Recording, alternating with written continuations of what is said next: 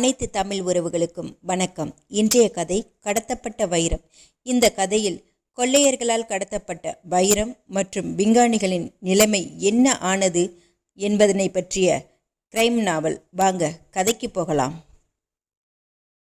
Robinson சாலை என்ற பெயருள்ள ஒரு பகுதியில் ஒரு முனையில் இருந்து இரவு 12 மணிக்கு ஒரு கார் வேகமாக வந்து கொண்டிருக்கிறது. அதே சமயம் ஒரு மோட்டார் பைக்கும் அதை தொடர்ந்து வேகமாக அதே காருக்கு பின்னால் வந்து கொண்டிருக்கிறது.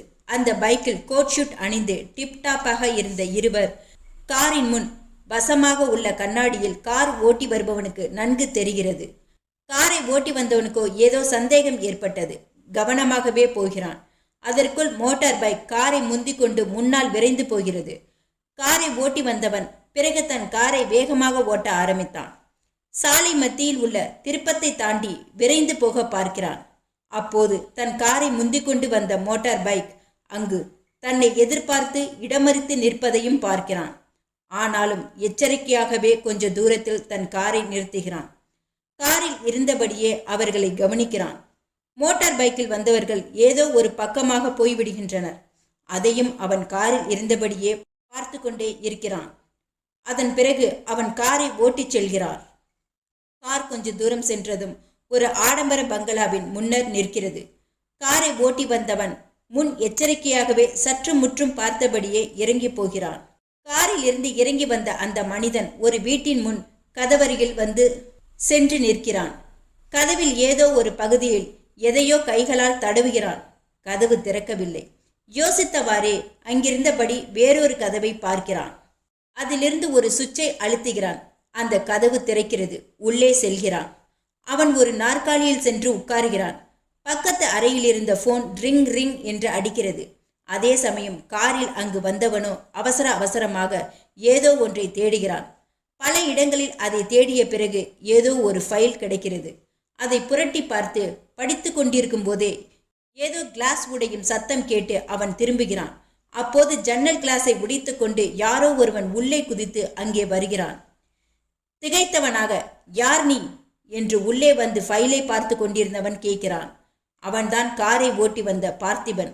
உள்ளே ஜன்னல் கிளாஸை உடைத்து குதித்து வந்தவன் பார்த்திபனை கத்தியால் குத்த குறிவைக்கிறான். பார்த்திபன் அதை தடுத்து அவன் கையை தட்டுகிறான். வந்தவனின் கையில் வைத்திருந்த கத்தி கீழே விழுகிறது. பார்த்திபன் அவனை விடவில்லை. அவனும் கட்டி புரண்டு சண்டை போடுகிறான். மோதலில் அவனை நைய புடைத்து விடுகிறான். அந்த அறையில் மறைத்து வைக்கப்பட்டிருந்த பண நோட்டுக்கட்டுகளையும் சில ஃபைல்களையும் எடுத்துக்கொண்டு பார்த்திபன் கதவை மூடிவிட்டு அங்கிருந்து காரில் புறப்படுகிறான். மாலை நேரம் 5 நட்சத்திர ஹோட்டலில் உள்ள நீச்சல் குளத்தில் சில பெண்கள் ஆனந்தமாக குளித்து கொண்டிருக்கிறார்கள். புதிதாக வந்த மாடன் அழகி குளத்தில் குதித்து நீச்சல் அடிக்கிறாள். அப்போது அங்கு அவளை பின்தொடர்ந்தே வந்த பார்த்திபன் காரில் வந்து இறங்குகிறார். அந்த குளத்தில் ஆண் பெண் மாறுபாடின்றி எல்லோரும் குளிக்கலாம். ஆகவே பார்த்திபனும் கூட அந்த குளத்தில் குளிக்கிறான். குளித்து மேலே ஏறிய பிறகு உடம்பை துடைக்க டவல் எடுக்கிறான். அப்போது அங்கே மற்றும் ஒரு கார் வந்து நிற்கிறது. அதில் இருந்து இருவர் இறங்கி பார்த்திபன் அருகில் வருகின்றனர். அவர்களிடம் பார்த்திபனோ குட் ஈவினிங் என்கிறான். அங்கு வந்த மாஸ்டரோ குட் ஈவினிங் பார்த்திபன், பகல்ல என்ன ஆஃபீஸை மீட் பண்ணக்கூடாது, இரவில வீட்டில் வந்து மீட் பண்ணணும்னு உங்களுக்கு எழுதி அனுப்பினேன், கிடைச்சுதா, புரிஞ்சுதா என்றார். புரிஞ்சுது, நீங்க எழுதி இருந்ததை படிச்சுட்டேன். மிகவும் முக்கியமான ரகசிய விஷயமானதால நம்ம 2 பேரை தவிர வேறு யாருக்குமே அது தெரியக்கூடாது தானே என்றான் பார்த்திபன். கரெக்ட் பார்த்திபன், இப்ப கடத்தல்காரர்களின் கோல்டு ஸ்மக்லிங் குறைஞ்சு போனாலும் அது வேறே உருவத்தில் தலை தூக்க ஆரம்பிச்சிருக்கு என்றார் மாஸ்டர். அது என்ன சார் என்றான். பார்த்திபன் கேள்விக்கு விளக்கமாக சொல்லும் விதமாக மாஸ்டர், சமீபத்தில் பெரிய திருட்டு கும்பல் ஒன்று நம்ம நாட்டு விலை மதிக்க முடியாத வைரங்களை ரகசிய பாதுகாப்புள்ள ஸ்மக்லிங் பண்ணிட்டு இருக்கு. அதோட அதே ரிசர்ச் பண்ற பெரிய பெரிய விஞ்ஞானிகள் கூட திடீர்னு காணாம போயிடுறாங்க. இந்த 2 கிரைமுக்கும் ஏதோ சம்பந்தம் இருக்குன்னு எனக்கு தோணுது. நமக்கு கிடைச்ச அதுக்கு தேவையான ரிப்போர்ட்ஸ் ஆஃபீஸ்ல என் டேபிள்ல இருக்கு. போய் அதையெல்லாம் நல்லா ஸ்டடி பண்ணிங்க பார்த்திபன் என்றார் மாஸ்டர். ஓகே சார் என்றவாறு பார்த்திபன் அங்கிருந்து விடை பெறுகிறான். பஸ் ஒன்றில் ஸ்டாப்பில் வந்து நிற்கிறது. பகல் 10 மணி அளவில் பெருஞ்சாலையில் பஸ்ஸில் இருந்து ஒருவர் இறங்குகிறார். அவர் கையில் பெட்டி ஒன்று இருக்கிறது. அந்த பெட்டியுடன் சற்று முற்றும் பார்த்த பரபரப்புடன் அவர் நடந்து போய் கொண்டிருக்கும் போது ஒரு ஆட்டோ ரிக்ஷா அவர் பின்னால் வருகிறது. அந்த ஆட்டோ அவர் பக்கத்தில் வந்து நின்றதும் ஆட்டோவில் இருந்தவர் திடீரென்று அவரை சுட்டு தள்ளிவிட்டு அந்த ஆட்டோவிலேயே அவன் தப்பித்து விரைந்து போகிறான். சாலையில் வந்து கொண்டிருந்தவர்கள் அலறி அடித்துக்கொண்டு குண்டு பாய்ந்தவரை ஆஸ்பத்திரியில் சேர்க்கிறார்கள். டாக்டர் அவருக்கு முதலுதவி செய்கிறார். குண்டடிப்பட்டவரோ சாகவில்லை. பழைய விரோத மனப்பான்மையோடு சுட்டவன் ஆட்டோவில் வந்த அந்த ஆள்தான். தன் எதிரி சாகவில்லை, ஆஸ்பத்திரியில் இருக்கிறான் என்பதை அறிந்தும் டாக்டரை போல் அவன் வேடமிட்டு அதே ஆஸ்பத்திரிக்குள் சென்று குண்டடிப்பட்டவனை யாரும் அறியாதவாறு கொன்று விடுகிறான். இந்த செய்தி வெளிப்பட்டதும் பார்த்திபன் ஆஸ்பத்திரிக்கு டாக்டரை போல் வேடமிட்டு வந்து யாரோ ஒருவன் அங்கு சென்று மற்றொருவனை கொலை செய்தானாம். ஹலோ பார்த்திபன், மதுவை நீங்க மீட் பண்ணினா ஏன் எல்லா விஷயங்களையும் தெரிஞ்சுக்கலாம் என்றவாறு மாஸ்டர் பார்த்திபனுக்கு போன் செய்கிறார். காற்றோட்டமான பங்களாக்கள் நிறைந்த பகுதியில் பார்த்திபன் தன் காரில் மது வீட்டிற்கு செல்கிறார். மது வீட்டிற்கு முன் கார் நிற்கிறது. பார்த்திபன் காரில் இருந்து இறங்கி மதுவின் பங்களாவை அடைகிறார். உள்ளே நுழைகிறார். உள்ளே இருக்கிற சோஃபாவில் உட்காருகிறார். அங்கிருந்த நபரிடம் தான் மதுவை சந்திக்க வந்திருக்கிறேன் விஷயத்தை சொல்கிறார். அவனோ உள்ளே இருந்த மதுவிடம் சென்று தகவல் சொல்கிறான். அப்பொழுது மதுவின் தங்கை மீனா என்ற பெண் வெளியே வருகிறாள். அவளிடம் பார்த்திபன் மதுவை பற்றி விசாரிக்கிறான். மது இருக்காரா என்றான் பார்த்திபன். கூப்பிடுகிறேன், உங்க பேரு என்றாள் மீனா. பார்த்திபன் என்றான்.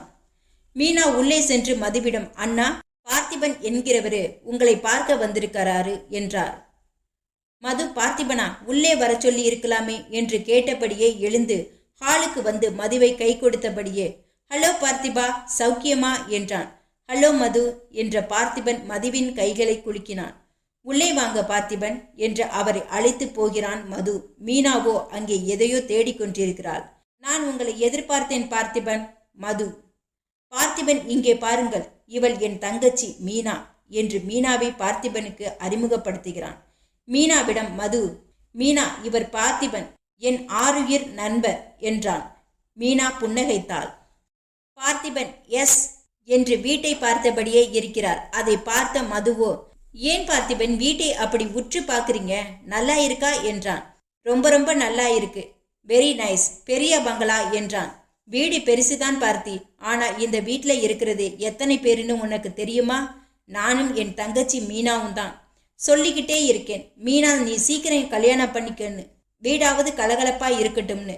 என்ன சொன்னாலும் மீனா கேட்கறதே இல்லை. ஏம்மா, மது சொல்றது சரிதானே என்றான் பார்த்திபன். நான் கல்யாணம் பண்ணிக்கிட்டு புருஷன் வீட்டுக்கு போனா எங்க அண்ணனை கவனிக்கிற யாருங்க? அதனால தான் அண்ணன் கல்யாணம் பண்ணி எனக்கு ஒரு அண்ணி வர்ற வரைக்கும் நான் இந்த வீட்டை விட்டு போகிறதில்லைன்னு முடிவு பண்ணியிருக்கேன். இதுக்கு நீங்க என்ன சொல்றீங்க என்று பார்த்திபனிடம் கேட்டாள் மீனா. பார்த்திபன் மௌனமாகி விட்டான். மீனா பேசியதையும் மதுவின் விருப்பத்தையும் அறிந்த Parthiban, Meena, you are perfectly கரெக்டுமா, அப்படித்தான் பண்ணணும் என்றான். ஓகே பார்த்திபன், நீங்களும் என் தங்கச்சி மீனா பக்கமே பேசுறீங்களே என்றான் மது. நீங்க 2 பேரும் இங்கேயே பேசிக்கிட்டுருங்க, இதோ நான் காஃபி கொண்டு வர்றேன் என்று மீனா எழுந்து உள்ளே போகிறாள். அப்போது பார்த்திபன், மது, உன் தங்கச்சிக்கு உங்க மேல அளவு கடந்த பாசம், அதனால தான் அப்படி பேசுறா என்றான். ஆமா பார்த்தி, நானா என் தங்கச்சிக்கு மிகவும் உயிர் என்றான். மது, நம்ம மாஸ்டர் சில விஷயங்கள் எல்லாம் சொன்னாரு, உன்னையும் இது விஷயமா மீட் பண்ண சொன்னாரு, அதனால தான் வந்தேன் என்றான் பார்த்திபன். எஸ் பார்த்திபன், தங்கம் வைரம் போன்ற பொருட்களை கடத்துறவங்க, பெரிய பெரிய மனுஷங்களை கடத்துறவங்க, கொள்ளை அடிக்கிறவங்க, இவங்களை பிடிச்சு உள்ளே வச்சாலும் கூட அரசியல் செல்வாக்கிலே அவங்க வெளியே வர்றதும் வேற ரூபத்திலே மற்றவங்களும் வந்துகிட்டே இருக்காங்க. சமீபத்திலே ஆஸ்பத்திரியில் டாக்டர் மாதிரி வந்து ஒருத்தனை கொன்னவனை பற்றி சில குறிப்புகள் கிடைச்சிருக்கு. இவைகளெல்லாம் நீங்கள் தான் பிடிச்சு தண்டிக்கணும் என்றவாறு அது சம்பந்தமான சில பேப்பர்களை கொண்டு வந்து காட்டுகிறார் மது. அவர்களை பேசி கொண்டிருக்கும் போது மீனா காஃபி கொண்டு வந்து கொடுக்கிறார். காஃபியை குடித்துவிட்டு தேங்க்ஸ் என்று கூறியவாறு பார்த்திபன் புறப்படுகிறார். காரை எடுத்துக்கொண்டு புறப்பட்ட பார்த்திபன் காரில் போகும்போது தீவிரமாக எதையும் யோசனை பண்ணி கொண்டே போகிறான். கொஞ்ச தூரம் வந்த பிறகு ஒரு கடையொன்று அவன் கண்ணுக்கு தெரிகிறது. நேராக அந்த இடத்திற்கு காரிலேயே செல்கிறான். அது ஒரு டீ கடை. அந்த கடை அருகில் காரை நிறுத்துகிறான் பார்த்திபன். அங்கு அருகில் சென்று கடையை சற்று முற்றும் பார்க்கிறான். காரை விட்டிறங்கி கடையில் கத்தை கத்தையாக ஒருவர் பணத்தை கடைக்காரனிடம் எண்ணிக்கொண்டு இருக்கிறார். அந்த மனிதனை எங்கோ பார்த்த ஞாபகம். அவன் கையை மட்டும் உன்னிப்பாக மீண்டும் மீண்டும் பலமுறை உற்று பார்க்கிறான் பார்த்திபன். பிறகு தன் கார் நிற்கும் இடத்திற்கு வந்து ஏதோ யோசனை செய்கிறான். என்ன செய்யலாம், எங்கே போகலாம் என்று கொஞ்ச நேரம் அங்கேயே நின்ற பிறகு மீண்டும் காரை எடுத்துக்கொண்டு விரைந்து புறப்படுகிறான். காரில் வரும் பார்த்திபன் நெடுஞ்சாலையில் உள்ள கடையொன்றில் கூல்ட்ரிங்க்ஸ் பார், அங்கே வந்து காரை விட்டுருங்க, கூல்ட்ரிங்க்ஸ் சாப்பிடுகிறான். அதே சமயம் அங்கே ஒரு பெண் அதே கடையில் ஐஸ்கிரீம் சாப்பிட்டு கொண்டிருக்கிறாள். அப்போது டேவிட் என்பவன் அங்கே வருகிறான். இதை பார்த்திபன் கவனிக்கிறான். அந்த பெண்ணிடம் ஹலோ என்கிறான். டேவிட் பதிலுக்கு அவளும் ஹலோ என்று சொல்கிறாள். அவளிடம் டேவிட்டோ மேடம் ஏதோனி நியூஸ் இருக்கா என்று கேட்கிறான். அதற்குள் அவள் ஆமா டேவிட், மெதுவாக பேசு, நாளை சாயங்காலம் கிங்ஸ் ஹோட்டலே ரூம் நம்பர் 3க்கு போ. அங்கே லலிதான்னு ஒருத்தி இருப்பா, அவளிடம் டைமண்ட் குயின்னு சொல்லு. இதோ இந்த பாதி நோட்டை அவகிட்ட கொடுத்தால் அவ வைரங்களை கொடுப்பா, அதை வாங்கிட்டு வந்துடு. வழியிலே உனக்கு அதனால ஏதாவது ஆபத்து ஏற்பட்டா உன்னை நீயே காப்பாத்திக்கணும். அவ பெரிய கில்லாடி, ஓகே என்று பாதி நோட்டை ஒன்றை அவள் அவனிடம் கொடுக்கிறாள். அதை வாங்கியதும் ஓகே என்று டேவிட் அங்கிருந்து புறப்படுகிறான். பார்த்திபன் கிங்ஸ் ஹோட்டலுக்கு சென்று ரூம் நம்பர் 3 என்ற அறையில் காலிங் பெல்லை அடிக்கிறான். பெல் சத்தத்தை கேட்டு லலிதா என்ற பெண் உள்ளே இருந்து வந்து கதவை திறக்கிறாள். பார்த்திபனை பார்த்து லலிதாவோ, நீங்க யாரு என்றாள். பார்த்திபன் அவளை பார்த்தவுடன் டேவிட் என்பவன் இவளைத்தான் பார்க்க வருகிறான் என்று ஞாபகமாக அவளை பற்றி ஒரு முடிவுக்கு வருகிறான். சமாளித்தவனாக எஸ் மைன் குயின் நீங்க தானே என்றாள். ஆமாம் என்ற தலை ஆட்டுகிறாள் லலிதா. வெல்கம், உட்காருங்க என்று உள்ளே கூப்பிடுகிறாள். தேங்க்யூ என்று உள்ளே வந்த பார்த்திபனை என்ன சாப்பிட்றீங்க என்றாள் லலிதா. என்ன சாப்பிட்றது, ஒரு கிளாஸ் தண்ணி கொடுங்க என்றான் சற்றும் முற்றும் பார்த்த பார்த்திபன். ஜஸ்ட் அ மினிட் என்று லலிதா தண்ணீர் கொண்டு வர எழுந்து உள்ளே செல்கிறாள். பார்த்திபனோ சமயத்தை பயன்படுத்தி அங்கிருந்த மதுவுக்கு அவசர அவசரமாக போன் செய்கிறான். ஹலோ, நயன் தானே என்று போனில் பேசியவரிடம் கேட்டான் பார்த்திபன். எஸ் மது, நான் தான் பேசுகிறேன் என்றார் மது. இதற்குள் டேவிட் அங்கே வர ஜன்னல் வழியாக அதை பார்த்த பார்த்திபன் டேவிட் வரான், பிறகு பேசுகிறேன் என்று போனை வைக்கிறான். கடத்தல் பேர்வழி டேவிட் என்பவன் கூல்ட்ரிங்க்ஸ் ஸ்டால் மேடம் சொன்ன அதே விலாசத்துக்கு லலிதா என்பவளை தேடி வருகிறான். அவள் தங்கியிருக்கும் ரூம் நம்பரை தேடுகிறான். ரூம் நம்பர் 3 என்பதை கண்டுபிடித்து காலிங் பெல்லை அடிக்கிறான். டேவிட் பெல் சத்தத்தை கேட்டு பார்த்திபனுடன் உள்ளே இருக்கும் லலிதா கதவை திறக்க எழுந்து வருகிறாள். அதை தடுத்து அவளிடம் பார்த்திபன், நீ உள்ளே இரு, யார் வந்திருக்காங்கன்னு நான் போய் பார்க்கிறேன் என்று லலிதாவை வேறொரு ரூமுக்குள் மறைந்து போக வைக்கிறான் பார்த்திபன். இவ்வாறு லலிதா உள்ளே போன பிறகு கதவை திறக்கிறான் பார்த்திபன். டேவிட் உள்ளே வருகிறான். நீ யார், எங்கிருந்து வர்றே, உன் பெயர் என்ன என்று கேட்கிறான் பார்த்திபன். நான் யார்னு நீ கேட்டா நான் பதில் சொல்லணுமா, நான் யார்னு இப்ப தெரிஞ்சுக்க என்று பார்த்திபனை ஓங்கி அவன் முகத்தில் குத்துகிறான் டேவிட். இதைத் தொடர்ந்து டேவிட்டுக்கும் பார்த்திபனுக்கும் பயங்கர சண்டை நடக்கிறது. டேவிட் தன் முதுகில் மறைத்து வைத்திருந்த பெரிய கத்தியை எடுத்து பார்த்திபனை குத்த வருகிறான். கடத்தல் கூட்டத்தை சார்ந்தவனா டேவிட்டை தன் ரிவால்வரால் சுடுகிறான் பார்த்திபன். பிறகு உள்ளே இருந்த லலிதாவை பார்த்திபன் கூப்பிடுகிறான். பயந்தபடியே லலிதா வெளியே வருகிறாள். டேவிட்டை சுட்டு கொல்லப்பட்டு கிடப்பதை பார்க்கிறாள். யாருங்க இவன், கொன்னுட்டீங்களே, செத்து போயிட்டானே என்றாள் லலிதா. அதற்கு பார்த்திபனோ, என் விவகாரத்தில் யார் தலையிட்டாலும் நீயா இருந்தாலும் இவனுக்கு நேர்ந்த கதிதான் ஏற்படும் என்றான். பார்த்திபன் சொன்னதை கேட்ட லலிதாவின் முகத்தில் ஏதோ ஒரு திடீர் மாற்றம் ஏற்பட்டது. லலிதா, என்னை பின் தொடர்கிறவங்க 2 பேர். ஒருத்தன் எனக்கே டிமிக்கி கொடுக்கிற திருடன், இன்னொருத்தன் என் ஆளு மாதிரியே என்கிட்டயே நடிச்சு என்னையே ஏமாத்துறவன் என்றான் பார்த்திபன். இப்படி பேசி கொண்டிருக்கும் போதே போலீஸ் ஜீப் ஒன்று அங்கே அவர்களிடத்திற்கு வந்து நின்றது. அவர்களை நோக்கி போலீசார் பலர் வந்தனர். அதை பார்த்த லலிதா பயப்படுகிறாள், துடிக்கிறாள். அவளை பார்த்த பார்த்திபனோ பயப்படாதே என சமாதானப்படுத்துகிறான். இவங்க யாரு, நீங்க யாரு என்றாள் லலிதா. டோன்ட் வரி, நீ பயப்பட வேண்டாம், நான் பார்த்துக்கிறேன். நீ இந்த இடத்தை காலி பண்ணி என்னோட வந்துடு. எங்கே அந்த டைமண்ட் என்றான் பார்த்திபன். இதோ இந்தாங்க டைமண்ட் என்று பார்த்திபனுக்கு கொடுக்கிறாள். அப்போது பார்த்திபனுக்கு ஒரு போன் வருகிறது.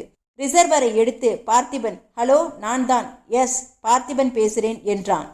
டைமண்டை வாங்கிட்டையா பார்த்திபா என்று ஃபோன் குரல். வாங்கிட்டேன் சார் என்றான் பார்த்திபன். எஸ், ஓகே, நேரா பீச்சில் இருக்கிற 3ஆம் நம்பர் கொடவுனுக்கு போ பார்த்திபா. அங்கே சாரதின்னு ஒருத்தன், அவன்கிட்ட பணம்னு சொல்லு, தருவான், வாங்கிட்டு வந்துடு. அவன்கிட்ட நீ சொல்ல வேண்டிய வார்த்தை என்னன்னா கோல்டன் ப்ரூ கோ டயல் என்பது, அவ்வளவுதான் என்றதும் ஃபோன் குரல். ஓகே சார் என்றான் பார்த்திபன். அங்கிருந்து உடனடியாக லலிதாவுடன் புறப்படுகிறான் பார்த்திபன். பார்த்திபனும் லலிதாவும் காரில் வரும் வழியில் ஹார்பர் ஓட்டல் குயிக் என்றான் டிரைவரிடம். ஓட்டல் அறை 4 நம்பரில் மது உட்கார்ந்து இருக்கிறாள். லலிதாவுடன் வந்த பார்த்திபனோ மதுவை சுட்டி காட்டி, இவர் என் நண்பர் மது. மது, இவ பேரு லலிதா என்றாள். லலிதா, நீ இவரோட இங்கேயே பேசிக்கிட்டு இரு, இதோ நான் போயிட்டு சீக்கிரமா வந்துடுறேன் என்று லலிதாவை மதுவிடம் ஒப்படைத்துவிட்டு பார்த்திபன் மட்டுமே அதே கார் டிரைவருடன் விரைந்து போகிறான். காரில் வேகமாக வந்த பார்த்திபன் போனில் ஆபீசர் சொன்ன 3ஆம் நம்பர் குடவுனுக்கு போகிறான். உள்ளே நுழைந்து வலது பக்கம் திரும்பியதும் அவன் கண்ணுக்கு ஒரு பெட்டி தென்படுகிறது. அதை பார்க்கிறான். அதில் அணிவதற்குரிய முகமூடிகள் இருக்கின்றன. சந்தேகப்பட்டு ஒரு முகமூடியை பிரித்து பார்த்தால் அதில் விலையுயர்ந்த வைரங்கள் இருக்கின்றன. அதை பார்த்து அதிர்ச்சி அடைகிறான் பார்த்திபன். அதே சமயம் கதவின் ஓரமாக ஒரு துப்பாக்கி முனை தெரிந்தது. அதே வினாடியில் பார்த்திபனை பார்த்து ஒருவன் ரிவால்வராக சுடுகிறான். பார்த்திபன் கதவை திறந்து தப்பித்து வெளியே வருகிறான். ஒருவன் ஓடி வந்து பார்த்திபனை தடுத்து அடிக்கிறான். பார்த்திபன் திருப்பி அவனை அடிக்கிறான். அவன் பார்த்திபனை தடுத்து மீண்டும் துப்பாக்கியை காட்டி, யார் நீ என்று பார்த்திபனை கேட்கிறான். நீ யார், எதுக்கு என்னை பத்தி கேட்கிற என்றான். சொல்றியா இல்லையா?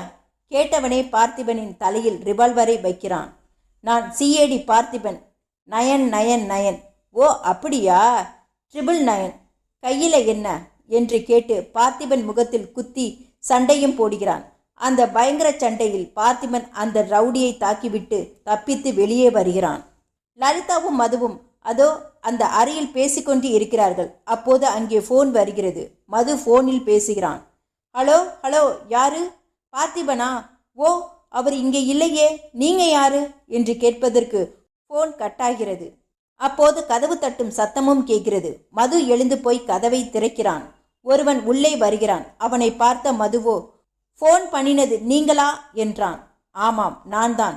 பார்த்திபனை பார்க்கணும். நம்ம ஆளை அந்த பார்த்திபன் கொன்னுட்டான். அவனை நான் விடமாட்டேன்.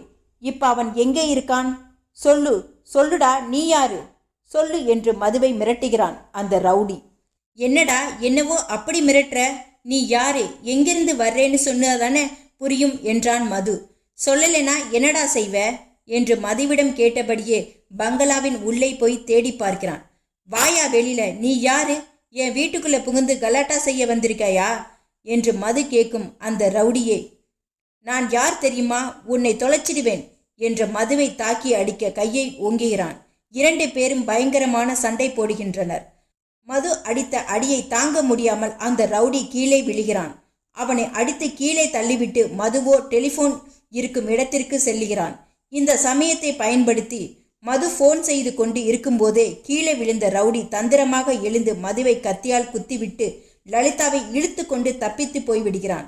அந்த சமயம் முதலுதவி கூட செய்ய யாரும் இல்லாத நிலைமையில் மது அங்கேயே இறந்து விடுகிறான். கடற்கரை பீச்சுக்கு சென்ற பார்த்திபன் திரும்பி வருகிறான். நேராக மது தங்கி இருந்த இடத்திற்கே வருகிறான். அங்கே மது இறந்து கிடப்பதை பார்த்து வியப்படைந்து கலங்குகிறான். லலிதாவும் கடத்தப்பட்டிருப்பதை அறிகிறான். மது, உன்னை சாகடிச்சது யார்? என்னால இதை நம்பவே முடியல என்று துயரத்துடன் வெளியே வருகிறான். அப்போது ஃபோன் அடிக்கும் சத்தம் கேட்டு மீண்டும் அந்த ரூமுக்கு திரும்புகிறான். ஃபோன் ரிசீவரை எடுத்த பார்த்திபன் ஹலோ என்றதும் அந்த ஃபோன் குரலோ, ஹலோ மிஸ்டர் பார்த்திபன், அந்த கடத்தல் பேர்வழிகளை சீக்கிரமாய் பிடிக்கலாம்னா நம்ம முயற்சி இப்படி அடுத்தடுத்து எல்லாம் வீணாகி கொண்டே வருது. அந்த டைமண்ட் ராணி லலிதாவை முதல்ல நீ மது இருக்கிற இடத்திற்கு கொண்டு போகாம என்கிட்டயே ஒப்படைச்சிட்டு இருக்கலாம். இப்ப என்ன செய்கிறது? யாரோ லலிதாவை கொண்டு போயிட்டான், மதுவும் போயிட்டான். இந்த காரியத்தை செஞ்சவன் யாருன்னு நீ எப்படி கண்டுபிடிப்ப? எல்லாம் குழப்பமாகவே இருக்கிறது என்றான் போன்கான் குரல். ஆபீசர் போனில் பேசிக்கொண்டிருக்கும் போதே பார்த்திபன் யோசனை பண்ணுகிறான். எப்படி கண்டுபிடிக்கலாம்? இவன் யார்? இந்த காரியத்தை எல்லாம் யாரு செஞ்சு இருப்பாங்க என சிந்திக்கிறான். மறுபடியும் போனில், சார், நம்ம அவங்களை தேடுற மாதிரி அவங்கள நம்மளை தேடிக்கிட்டு இருப்பாங்கன்னு நினைக்கிறேன். நமக்கு வெற்றி கிடைக்கிற வரைக்கும் இப்படிப்பட்ட தோல்வியை கண்டு நாம பயப்படக்கூடாது, பின்வாங்கவும் கூடாது என்றான் பார்த்திபன். அதை கேட்ட அந்த போன் குரலோ, ஆல்ரைட், இந்த கூட்டத்தை எப்படியாவது நாம் கேப்சர் பண்ணி ஆகணும் என்று முடிக்கிறது. குழப்பமடைந்த பார்த்திபனோ வெளியே வருகிறான். மர்மமாக ஏதோ கதவு அருகில் வந்ததும் சந்தேகப்பட்டு நிற்கிறான். ஒரு நிழல் தெரிந்தது. உடனே தன் ரிவால்வரை தயாராக கையில் எடுக்கிறான். அதே நிழலை பின்பற்றி போகிறான். ஒரு பெண் உருவம்தான் அது என்று சாடையில் அதை தெரிந்து கொள்கிறான். எச்சரிக்கையுடன் ஒரு கதவுக்கு பின்னால் பார்த்திபன் மறைகிறான். அப்போது மர்ம ஆடையில் மீனாவோ பார்த்திபன் மறைந்து கொண்டிருக்கும் கதவுக்கு முன்னாலேயே குறுக்கே போகிறாள். அப்போது திடீர் குரலில் பார்த்திபன், நில் என்று ரிவால்வரை குறிவைத்து காட்ட அந்த பெண்ணோ திரும்புகிறாள். பார்த்தால் மீனாவே தான். பார்த்திபன் மீனாவை பார்த்து திடுக்கிட்டு, மீனா நீயா என்றான். மீனாவோ, நீங்களா பார்த்திபன்? மன்னிக்கணும், என் அண்ணனை கொலை செஞ்சவன் அவன் யாரோ எனக்கு தெரியாது. அவனை நான் பழி வாங்கிறதுக்காகத்தான் இங்கே வந்தேன் என்றாள் அழுதபடி. அது சரி மீனா, உனக்கு இந்த இடம் எப்படி தெரியும் என்றான் பார்த்திபன். என் அண்ணன் டைரியிலிருந்து விலாசப்படி இங்கே வந்தேன் என்றாள் மீனா. மீனாவிடம் பேசியபடியே கதவை திறந்து இருவருமே வெளியே வருகின்றனர்.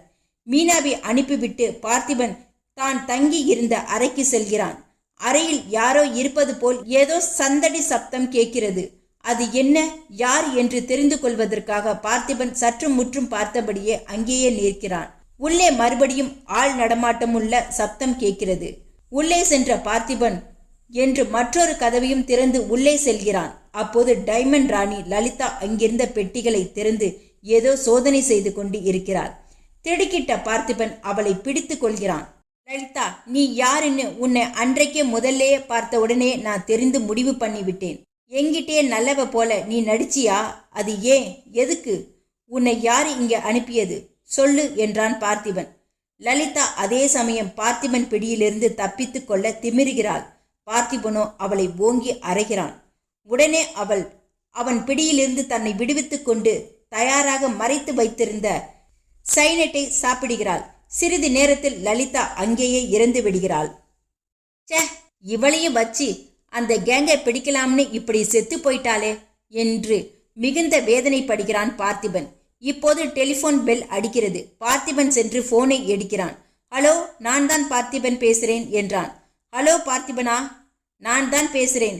ஹோட்டல் புருஸ்டார் ரூம் நம்பர் 144 லேடி சயனோராவை அவளிடம் உள்ள டைமண்ட்ஸை எடுத்துக்கொண்டு வர சொல்லு என்று போன் குரல். ஓகே சார் என்று அந்த போன் குரல் சொன்ன சயனோரா என்ற பெண்மணியை எங்கே தேடுவது என்று யோசிக்கிறான். பார்த்திபன் அப்போது மீண்டும் போன் மணி அடிக்கிறது. ரிசர்வரை எடுத்து பார்த்திபன், ஹலோ பார்த்திபன் பேசுறேன். என்னாச்சு பார்த்திபன்? லேடி சயனோராவை நீங்க சீக்கிரம் அனுப்புங்க, அந்த பெண் என்று அந்த போன் குரல் சொன்னதும் பார்த்திபன் அவரிடம், சார் உங்ககிட்ட நான் ஒரு மேட்டரை சொல்லணும், மறந்துட்டேன் சார் என்றான் பார்த்திபன். அது என்ன மேட்டர் பார்த்திபன் என்றது போன் குரல். டைமண்ட் லலிதா என்ற ஒரு பெண் என் ரூமிலேயே எங்கிட்டேயே அகப்பட்டுக்கிட்டா. ஆரம்பத்துல எங்கிட்ட நல்லவ மாதிரி நடிச்சு என்ன அவள் சோதனை பண்ண ஆரம்பிச்சா. கையும் களவுமாக பிடிச்ச போது அவ வாயாலேயே அந்த உண்மையை தெரிஞ்சுக்கலாம்னு முயற்சி பண்ணும்போது அவளே சைனடு சாப்பிட்டுட்டு செத்து போயிட்டா சார் என்றான் பார்த்திபன். சரி, அதுக்கு பிறகு என்ன நடந்தது என்றான் போன் குரல். அவ வைத்திருந்த ஹேண்ட்பேக்குள்ள ஒரு அட்ரஸ் இருந்தது. அவ பேரு சைனரா. அவளுக்கு தொடர்புள்ள இன்னொரு பெண்ணோட அட்ரஸும் அதிலேயே கிடைச்சிருக்கு. இப்பவே போய் அவங்களை கண்டுபிடிக்கிறேன். ஓகே, குட் லக் என்றது போன் குரல். தேங்க்யூ சார் என்று ரிசர்வரை வைத்தான் பார்த்திபன். உள்ளே டான்ஸ் நடந்து கொண்டிருக்கிறது. பார்த்திபன் அந்த விடுதிக்குள் செல்கிறான். நுழைவாயில் நின்று கொண்டிருந்த ஒரு நபரிடம் கையிலிருந்து அந்த பெயர் விலாசத்தை காட்டுகிறார். அவன் அந்த முகவரியை பார்த்துவிட்டு உள்ளே சென்று ரோசி என்ற ஒரு பெண்ணை அழைத்து வருகிறான். அந்த பெண் பார்த்திபனிடம் வருகிறாள். இருவரும் அங்கே அறிமுகம் ஆகின்றனர். அங்கே ரூமில் போடப்பட்டிருந்த ஆடம்பர சோஃபாவில் வாங்க உட்காருங்க என்று பார்த்திபன் கையை பிடித்து உட்கார வைக்கிறாள் ரோசி. இருவரும் ஏதோ பேசுகின்றனர். 1 மணி நேரத்தில் ஹோட்டல் நடனமும் முடிந்து விடுகிறது. ரசிகர்கள் வெளியே வருகின்றனர். அதே ஹோட்டலில் ரோசியும் பார்த்திபனும் சாப்பாட்டு பகுதிக்கு போகின்றனர். என்ன சாப்பிட்றீங்கன்னு ரோசியிடம் பார்த்திபன் கேட்கிறான். இருவரும் உள்ளே அமர்ந்தபடி பார்த்திபனிடம் சம்திங் ஹாட் என்று சொல்லுகிறாள் Rosie. Hot means hot drinks தான், அதாவது சூடாவது ஏதாவதா என்றான் பார்த்திபன். ஆமாம் என்ற தலையை ஆட்டுகிறாள் ரோசி. பார்த்திபன் பேரர் என்று கூப்பிடுகிறான். ட்ரிங்க்ஸ் கொண்டு வர சொல்லுகிறான். பேரரோ மதுபான விஸ்கியை எடுத்து வருகிறான். அதை ஊற்றி கொடுத்து சாப்பிடுங்க ரோசி என்று சொல்கிறான் Parthiban. What a beauty man. What about you man. நீங்களும் சாப்பிடுங்க என்றாள் ரோசி. நன்றி, எனக்கு இதெல்லாம் பழக்கம் இல்லை. எனக்காக இப்ப மட்டும் கொஞ்சம் சாப்பிடுங்க. வேண்டாங்க. ஓகே என்றவாறு ரோசி குடிக்கிறாள். பார்த்திபன் விஸ்கியை ஊற்றி ஊற்றி கொடுக்கிறான். அவள் குடித்து கொண்டே இருக்கிறாள். ரோசி விஸ்கி முழுவதையும் சாப்பிடுகிறாள். சாப்பிட்ட பிறகு ரோசி ஏதோ முணுமுணுத்து கொண்டே இருக்கிறாள். அதன் பிறகு ரோசி எழுந்திருக்கிறாள். ரோசி தள்ளாடுவதை பார்த்த பார்த்திபனோ எழுந்து மெதுவாக அவளை அணைத்தபடியே, நான் உதவி செய்கிறேன் என்று சொல்ல, வேண்டாம் வேண்டாம், நான் என்ன அவ்வளவு மோசமா என்ன என தள்ளாடிபடியே பார்த்திபன் மீதே சாய்கிறாள். தெரியும் தெரியும், இருந்தாலும் யானைக்கும் அடி செருக்கும் என்று சொல்லுவாங்க. நீங்க ரொம்ப தைரியசாலிதான் ரோசி. அதோடு இந்த மாதிரி நம்ம 2 பேரையும் இந்த நிலைமையில சைனோர பார்த்தா என்ன ஆகும் என்றான். என்ன ஆகும்? அவை இங்கே எங்கே வரப்போறா டியர்? லேடி சைனரோ உன்னை இங்கே வர சொல்லிவிட்டு வேறு யாரோடையாவது சந்தோஷமா இருந்துகிட்டு இருப்பா இல்லையா என்றாள் ரோசி. அதை கேட்ட பார்த்திபனோ வியப்படைந்தாலும் காட்டிக்கொள்ளாமல், ஆ சைனரோ அப்படிப்பட்டவளா என்றான். ஆமாம் ஆமாம், அவை பெரிய கிரைம். ஆச்சரியமாயிருக்கே, அவ எங்க வேலை செய்கிறான்னு உனக்கு தெரியுமா என்றான் பார்த்திபன். வேலையா? அவளா? கடத்தல்காரங்கிட்ட தானே அவளுக்கு வேலையே, எனக்கு தெரியாதா? அதை கேட்ட பார்த்திபனோ, ஆ கடத்தல்காரங்களோடையா? அப்படியா? இருக்கிறதா இப்ப சொன்னியே, அவ இப்ப எங்க இருக்கா என்றான். எதுக்கு இந்த நேரத்தில் அவளை பத்தி கேட்குற? அவசியம் நீ அவளை பார்க்கணுமா என்ன என்று புலம்பினாள் ரோசி. அதை கேட்ட பார்த்திபனோ ஏதோ சமாளித்தவனாக, சேச்ச, உத்தமியான உன்னை விட்டுட்டு அந்த ஊதாரியை தேடிக்கிட்டு போறதா? நான் போக மாட்டேன். என்னை விட்டுட்டு நீ போக மாட்டியா? நிஜமாவா? உனக்கு இப்ப தூக்கம் வருது. தூங்கு ரோசி, வா ரூமுக்கு போகலாம். ஆமா, அந்த கடத்தல்காரங்க எங்கே இருக்காங்க என்றான் பார்த்திபன். அதெல்லாம் நல்ல மூடில இருக்கின்ற, இப்ப எதுக்கு என்றாள். ப்ளீஸ் ப்ளீஸ், நான் தெரிஞ்சு வச்சுக்கிறேன். சொல்லு ரோசி சொல்லு என்று பார்த்திபன் ரோசியிடம் தந்திரமாக கெஞ்சுவது போல், ப்ளீஸ் சொல்லு ரோசி என்று மீண்டும் மீண்டும் கேட்க, ரோசியோ அவங்க இப்ப மவுண்ட் எவரெஸ்ட்ல இருக்காங்க என்று ரோசி சொல்லுகிறாள். அப்படியா? தேங்க்யூ ரோசி, நீ இப்ப ரெஸ்ட் எடுக்கணும். உன்னை ரூம்ல விட்டுறேன் என்றவாறு ரோசியை அவள் அறையில் கொண்டு விட்ட பிறகு பார்த்திபன் ரோசி சொன்ன மவுண்ட் எவரெஸ்டுக்கு போகிறான். ஹோட்டல் எவரெஸ்ட் முன்னால் வந்து கார் நிறுத்திவிட்டு பார்த்திபன் கீழே இறங்கினான். நேராக அந்த ஹோட்டலுக்குள் செல்லுகிறான். உள்ளே சென்று ஒருவரிடம் பார்த்திபன் ஹலோ என்றதும் அந்த ஸ்டீவார்ட் என்பவன், உங்களுக்கு என்ன வேணும் சார் என்று கேட்கிறான். இப்ப எனக்கு குடிக்க ஒரு கிளாஸ் தண்ணீர் வேணும் என்று பார்த்திபன் சொல்கிறான். அதே சமயம் ஒரு பெண் தண்ணீர் கொண்டு வந்து கொடுக்கிறாள். ஹோட்டல் சுற்றுப்புறத்தை கூர்ந்து கவனிக்கிறான் பார்த்திபன். இந்த ஹோட்டல் ரொம்ப பிரமாதமா இருக்கு. ப்ரொப்ரைட்டர் யாருங்க என்று ஸ்டீவார்ட்டிடம் கேட்கிறான் பார்த்திபன். அதெல்லாம் எனக்கு தெரியாதுங்க சார் என்றான் ஸ்டீவார்ட்.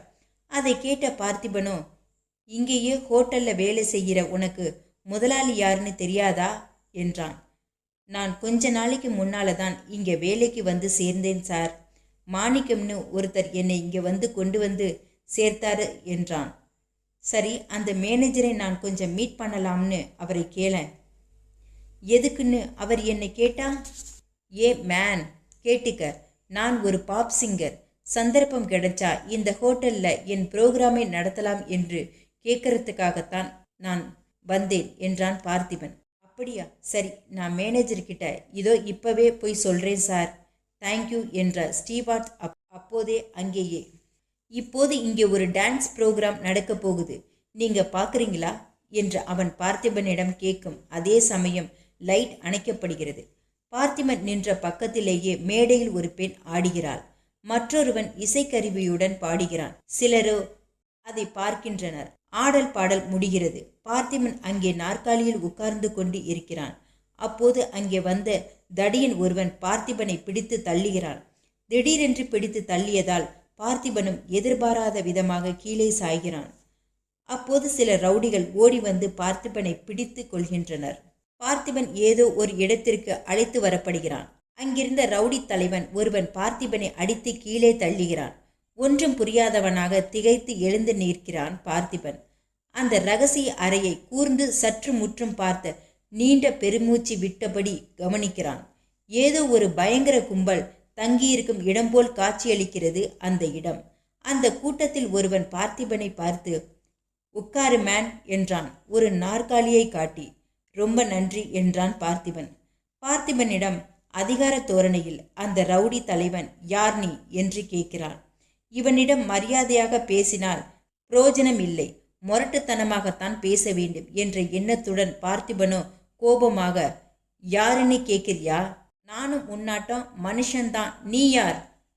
"நான் யார்னு என்ன கேட்குறியா? அப்படியா?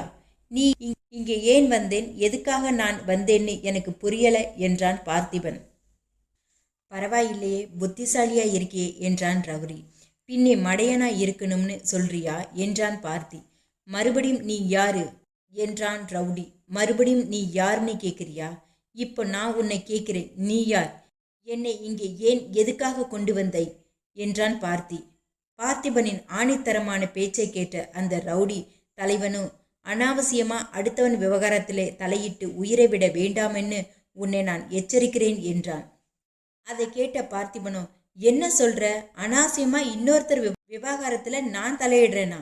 அதுக்காக என்னை நீ பயமுறுத்த அடியாள வச்சிருக்கியா" என்றான். "நீ போலீஸுக்கு வேண்டியவன்னு நான் உன்னை சந்தேகப்படுறேன். உன் சந்தேகம் சரியா இருக்கணும்னு நினைக்கிறியா? அப்படின்னா நான் போலீஸ் ஸ்டேஷனுக்கு ஃபோன் பண்ணி உங்களை எல்லாம் பிடிச்சு கொடுக்கிறேன்" என்று பார்த்திபன் சொன்னதும் அந்த ரவுடி தலைவன், "வாயை மூடு, விக்ரம் சிங் போலீஸ் டிபார்ட்மெண்ட்டுக்கு இவனுக்கும் என்ன சம்பந்தம் என்று மற்றொருவனை கேட்கிறான். அந்த தலைவனின் பேச்சில் ஏதோ சூழ்ச்சி இருக்கிறதென்று தெரிந்து கொண்ட பார்த்திபனோ, "உனக்கும் எனக்கும் என்ன சம்பந்தமோ அந்த சம்பந்தம்தான்" என்றான். அதை கேட்ட ரவுடி தலைவன் சிரித்தபடியே ஒரு பெண்ணை அழைத்து அவளிடம், "சந்திரலேகா, இவனை பற்றி உனக்கு தெரியுமா" என்றான். "தெரியும், இவன் Mount Everest hotel pop singer" என்றாள். சந்திரலேகாவின் வார்த்தை உண்மையா இருக்கலாமே என்ற சந்தேகம் ஏற்பட்டது அந்த ரவுடி தலைவனுக்கு. இருந்தாலும், "குறிப்பாக இந்த ஹோட்டலுக்கு நீ ஏன் வந்தே? சான்ஸ் கிடைச்சா இந்த ஹோட்டலையும் பாடுறேன், அதை கேட்கவே வந்தேன்" என்றான். சந்திரலேகாவோ ரவுடி தலைவனிடம், "சார், இவனை சரியாகவே புரிஞ்சுக்க முடியல. நம்ம டேவிட் சாவுக்கும் இவனுக்கும் ஏதாவது சம்பந்தம் இருக்கும் சார்" என்றார். "சரி, நீ புறப்படு" என்று அவளை போக சொல்லிவிட்டு பார்த்திபனிடம், "சொல்லு, அவள் சொன்ன மாதிரி அந்த டேவிட் செத்து போனது உன்னால் தானா" என்றான். இந்த பேச்சை கேட்டு சிரிக்கிறான் பார்த்திபன். சிரித்தபடியே மீண்டும் அவனே, "எவனோ ஒரு பரதேசி செத்து போனானாம், அதுக்கு நான் தான் காரணமாம். நல்லா இருக்குப்பா நீ சொல்றது" என்றான். "நீ உயிரோடு இருக்கணும்னா அந்த உண்மையை ஒப்புக்கொள்" என்று அந்த தலைவன் சொல்ல பார்த்திபனோ, "நீங்க பலவந்தப்படுத்தினா ஒப்புக்கொள்ள வேண்டியதுதான். என்னை வெளியே அனுப்புவீங்களா" என்றான். "அனுப்பி வைக்கிறேன், உன்னை மேலே அனுப்பி வைக்கிறேன். ஓய் ரகுமான், உண்மையை சொல்றவனுக்கும் இவனை அடி, மிதி, விடாதே, அடி" என்றான். ரகுமான் என்பவன் பார்த்திபனை அழைத்து செல்கிறான் ஒரு அறைக்கு. அங்கே பார்த்திபனை கட்டி வைத்து அடிக்கிறான். அடி வாங்கின பார்த்திபன் ரகுமான் பிடியிலிருந்து விடுபட்டு அவனை குத்தோ குத்தென்று குத்தி விடுகிறான். அதை பார்த்த ரவுடி தலைவன் அங்கு செல்கிறான். பார்த்திபனை அவன் தடுத்து எதிர்க்கிறான். பார்த்திபன் ரவுடி தலைவனின் அடி வயிற்றில் குத்துகிறான். தலைவன் மீண்டும் பார்த்திபனை குத்துகிறான். பார்த்திபன் தவிக்கிறான். கொஞ்ச நேரத்தில் அதை சமாளித்து கொண்டு எப்படியாவது இங்கிருந்து வெளியேற வேண்டும் என்ற லட்சியத்துடன் சுய நினைவில்லாதவனைப் போல் பாவனை செய்கிறான் பார்த்திபன். அதே சமயம் தலைவன் யாருடனோ போனில் பேசுகிறான். "சந்தேகப்பட்ட ஒருத்தனை கொண்டு வந்திருக்கேன். அவன் எதை கேட்டாலும் அலட்சியமாக பதில் சொல்றான். அவனை என்ன பண்ணலாம் என்று கேட்கிறான்." நம்பர் 1 தலைவன் பேசுகிறான். "நம் ஆட்களை தவிர உங்ககிட்ட யார் பிடிபட்டாலும் அவங்க திரும்பி உயிர் தப்பிக்க போகக்கூடாது." "தேங்க்யூ சார்" என்ற ரவுடி தலைவன் மற்றொருவனை கூப்பிட்டு, "விக்ரம், இவனை கொண்டு போய் எலக்ட்ரானிக் சேம்பர்ல தள்ளுங்க" என்றான். விக்ரம் என்பவன் பார்த்திபனை இழுத்து கொண்டு போகிறான். லிப்டில் ஏதோ பட்டனை அழுத்த அந்த கதவு திறக்கிறது. பார்த்திபனை அதன் உள்ளே தள்ளுகிறான். உள்ளே கரண்ட் நெருப்பு போல எரிந்து கொண்டிருக்கிறது. இதை பார்த்திபன் பார்க்கிறான். இந்த ஆபத்திலிருந்து நாம் எப்படியும் தப்பிக்க வேண்டும் என்ற முடிவுடன் தன்னை உள்ளே தள்ளிய விக்ரமனை பார்த்திபன் விடாமல் பிடித்து கொள்கிறான். சண்டையிட்டு அவனுடன் வெளியே வருகிறான் பார்த்திபன். விக்ரமனும் அவன் ஆட்களும் வந்து எதிர்க்க புலி போல் பாய்கிறான் பார்த்திபன். அந்த 4 பேரையும் சாகடித்து அங்கிருந்து தப்பி விடுகிறான் பார்த்திபன். பார்த்திபன் அங்கிருந்து தப்பித்து சாலை வழியாக ஓடுகிறான். தன்னை தொடர்ந்து யாராவது வருகிறார்களா என்று திரும்பி திரும்பி பார்த்தபடியே ஓடுகிறான். ஓடிக்கொண்டே இருக்கும்போது ஒரு இடத்தில் பாம் வெடிக்கிறது. பார்த்திபன் அதிலிருந்து தப்பித்து கொண்டு ஓடுகிறான். மீண்டும் பாம் வெடிக்கிறது. பாம் வெடித்தவுடன் சாலையை விட்டு விலகி தெருப்பக்கமாக ஓடுகிறான். இப்போது பின்னால் ஒரு மோட்டார் பைக் தன்னை விரட்டி கொண்டு வரும் சத்தம் கேட்க திரும்பி பார்க்கிறான். யாரோ பலர் தன்னை பின்பற்றி வருவது போல் உணர்கிறான் பார்த்திபன். ஏதோ ஒரு தெருக்கோடிக்கு சென்றதும் அந்த நேர்வழியை விட்டு விலகி வேறொரு வழியாக ஓடுகிறான் பார்த்திபன். மோட்டார் பைக்கில் வந்தவர்கள் விடாமல் பார்த்திபனை துரத்துகிறார்கள். பார்த்திபன் ஓடி ஓடி கடற்கரை ஓரத்துக்கே வந்து விடுகிறான். அங்கே மீன் பிடிக்க நிறுத்தி வைத்திருந்த போட்டை பார்க்கிறான் பார்த்திபன். அந்த போட்டிலிருந்த டிரைவரிடம் கையை காட்டி ஓடி சென்று அதில் ஏறுகிறான். அந்த டிரைவரிடம் பணத்தை கொடுத்து இங்கிருந்து கொஞ்ச தூரம் போனவுடன் நான் இறங்கி விடுகிறேன் என்று போட்டை ஓட்ட சொல்கிறான். அதே சமயம் மோட்டார் பைக்கில் வந்தவர்கள் அங்கேயே வந்து பார்த்திபன் போட்டில் ஏறுவதை கவனிக்கிறார்கள். மோட்டார் பைக்கை அங்கேயே விட்டுவிட்டு வேறொரு போட்டில் அவர்களும் புறப்படுகிறார்கள். 2 போட்டுக்கும் போட்டா போட்டி நடக்கிறது. ஒன்றுக்கொன்று முந்துகிறது. 2 போட்டுகளுக்குமே கண்ட்ரோல் இல்லாமல் வேகமாக போகின்றன. பார்த்திபன் ஏறி இருக்கும் போட்டின் எண்ணெய் டேங்கை வெடி வீசி தகர்க்க பார்க்கிறார்கள் மோட்டார் பைக்கில் வந்த எதிரிகள். பார்த்தி தன்னுடைய போட்டை ஒரு தீவின் மறைவில் பின்தங்க சொல்லிவிட்டு அவர்களுடைய போட்டை முன்னால் போகும்படி வைத்து அந்த வில்லனுடைய போட் முன்னால் போனதும் அந்த போட்டின் பின்புறம் உள்ள எண்ணெய் டேங்கை குறிப்பார்த்து பார்த்திபன் தான் வந்த போட்டை கொண்டு செலுத்தி இடிக்கிறான். எதிரிகளின் அந்த போட்டோ வெடித்து விடுகிறது. அதில் உள்ளவர்கள் சிதறி கடலில் மூழ்கினர். மறுநாள் ஆபீஸ் அறையில் மற்றொரு ஆபீசருடன் பார்த்திபன் பேசி கொண்டிருக்கிறான். அப்போது மீனா அங்கே வருகிறார். மீனாவிடம் பார்த்திபன், வா மீனா, உட்காரு. எப்படி இருக்கே மீனா, இங்கே எப்படி வந்தே என்றான். வேதனையோட தான் இருக்கேன். எங்க அண்ணனை சாகடிச்சவனே பழி வாங்கினாதான் எனக்கு நிம்மதி கிடைக்கும். அதுக்காகவே இப்படி வந்தேன் என்றாள் மீனா. மீனா, நீ எப்படி வேதனைப்படுறேன்னு எனக்கு தெரியும். அண்ணனை கொலை செஞ்சவன் அவ்வளவு சுலபமா உன் கைக்கு அகப்படுவானா? உன் அண்ணனை பற்றிய வேதனை எனக்கு இருக்கு, கவலைப்படாதே. அவன் யாருன்னு அந்த கொலைகாரனை நான் கண்டுபிடிக்கிறேன் என்று பேசியபடி இருவரும் வெளியே வருகின்றனர். அப்போது ஒரு ரவுடி மீனாவை பார்த்து சிரிக்கிறான். ஆ, யார் இவன் என்னை பார்த்து சிரிக்கிறான் என்று பயப்படுகிறாள் மீனா. பார்த்திபனோ மீனாவிடம், பயப்பட வேண்டாம், அவனை நான் கவனிச்சுக்கிறேன் என்று வெளியே வந்த அதே சமயம் மீனாவை தட்டி கொடுக்கிறான். வா மீனா, உள்ளே போகலாம் என்றவாறு பார்த்திபன் மீனாவை அழைத்து கொண்டு மீண்டும் அறைக்குள் செல்லுகிறான். ஆபீசரிடம், நாம் யார் யாரை பிடிக்கணும்னு நினைக்கிறோமோ அந்த கூட்டத்திற்கு தலைமையான இடம் எங்கே இருக்கான்னு தெரியுமா? நேபாள் என்றான். ஆமாம் மிஸ்டர் பார்த்திபன், இங்கிருந்து நேபாளத்துக்கு பிளேன்ல அவ்வப்போது ஏதோ பார்சல் போகுது என்றார் ஆபீசர். அதை கேட்ட பார்த்திபனோ, எஸ் சார், ரெகுலரா ஏர் பார்சல் நேபாளத்துக்கு போய்கிட்டு இருக்குன்னா இந்த பெரிய பெரிய டைமண்ட் ஸ்மக்லர்ஸ் கூட அங்கேதான் ஸ்காட்மாண்ட்ல தான் இருக்கணும்னு என்றான். அதை கேட்ட ஆபீசரோ, கரெக்டா சொன்னீங்க என்றான். நான் உடனடியாக ஸ்காட்மாண்டுக்கு புறப்படுறேன் சார் என்றான் பார்த்திபன். அப்படியா, சரி, உங்க முயற்சியை நான் பாராட்டுறேன். ஆனா நீங்க அந்த இடத்துல ரொம்ப ரொம்ப எச்சரிக்கையா இருக்கணும் பார்த்திபன். ஆகட்டும் சார், அந்த இடத்துக்கே நான் போறேன். நாம நினைக்கிற அந்த வைர கடத்தல் கூட்டத்தை பிடிக்கிறேன். ரொம்ப மகிழ்ச்சி, அதை செஞ்சு காட்டுங்க பார்த்திபன். ரொம்ப நன்றி சார் என்ற பார்த்திபன் மீனாவுடன் புறப்பட்டு விமான நிலையத்திற்கு போகிறான். மீனாவும் பார்த்திபனும் விமான நிலையத்திற்கு வந்து டாக்ஸியை விட்டு இறங்கி பிரயாணிகள் தங்குமிடத்திற்கு செல்கின்றனர். அவர்கள் அங்கு சென்ற ஒரு சில நிமிடத்தில் விமானம் புறப்பட தயாராகிறது. இருவரும் அந்த விமானத்தில் ஏறுகின்றனர். விமானம் புறப்படுகிறது. விமானத்தில் இருந்தபடியே இருவரும் ஏதோ திட்டம் போட்டு பேசிக்கொள்கிறார்கள். விமான காட்மண்ட் நேபாள விமான நிலையத்திற்கு இறங்குகிறது. விமானத்திலிருந்து இறங்கி இருவரும் வெளியே வருகிறார்கள். அவர்களிடம் ஒருவன் எதிர்மறித்து வந்து, சார் டாக்ஸி என்று ஹிந்தியில் கேட்க சம்மதித்து இருவரும் அந்த டாக்ஸியில் ஏறி உட்காருகின்றனர். அந்த டாக்ஸி டிரைவரோ பார்த்திபனிடம் இந்தியில் சார் எங்கே போகணும் என்று கேட்கிறான். அதற்கு பார்த்திபனோ ப்ளூ ஸ்டார் ஹோட்டல் என்று பதில் சொல்கிறார். இப்போது பார்த்திபன் தன்னுடைய பெயரை விஜய் என்று மாற்றிக் கொண்டிருக்கிறார். டாக்ஸியும் ப்ளூ ஸ்டார் ஹோட்டலில் வந்து நிற்கிறது. டாக்ஸியில் இருந்து இறங்கிய பார்த்திபனும் மீனாவும் நேராக உள்ளே செல்கிறார்கள். வெல்கம் என்கிறார் ஹோட்டல் மேலாளர்.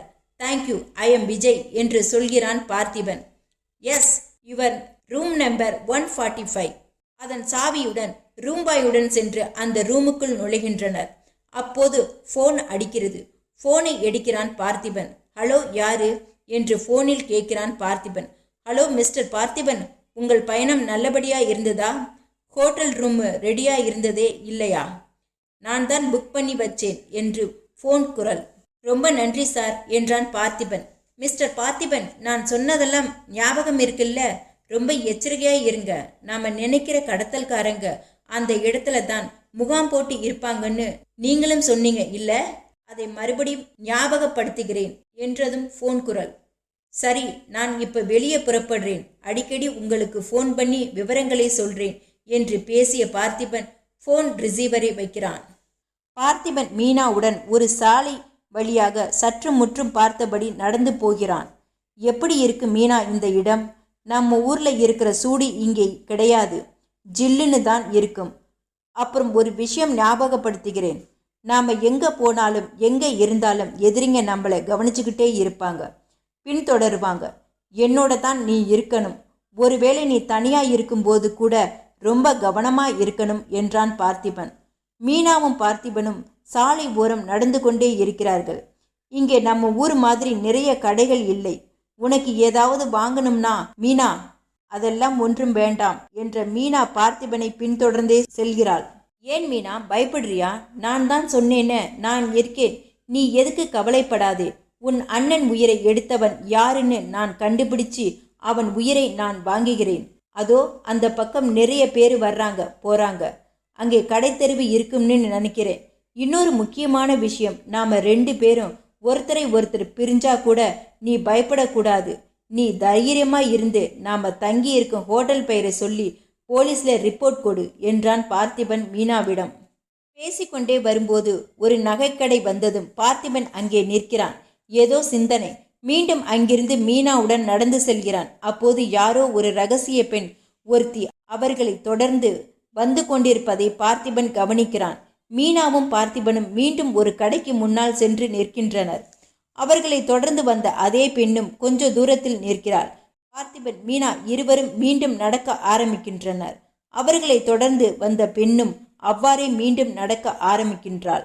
அவளோ பார்த்திபனை நெருங்க ஹலோ என்று பார்த்திபன் கேட்க ஹலோ என்றும் அவளும், அதாவது அந்த ரகசிய பெண்ணும் பதில் சொல்ல, நீங்கள் டூரிஸ்டா என்று பார்த்திபன் அவளை கேட்க, எஸ் டூரிஸ்ட் என்று அவளும் சொல்கிறாள். இதற்குள் அந்த பெண்ணும் இவர்களிடம் வந்து விடுகிறாள்.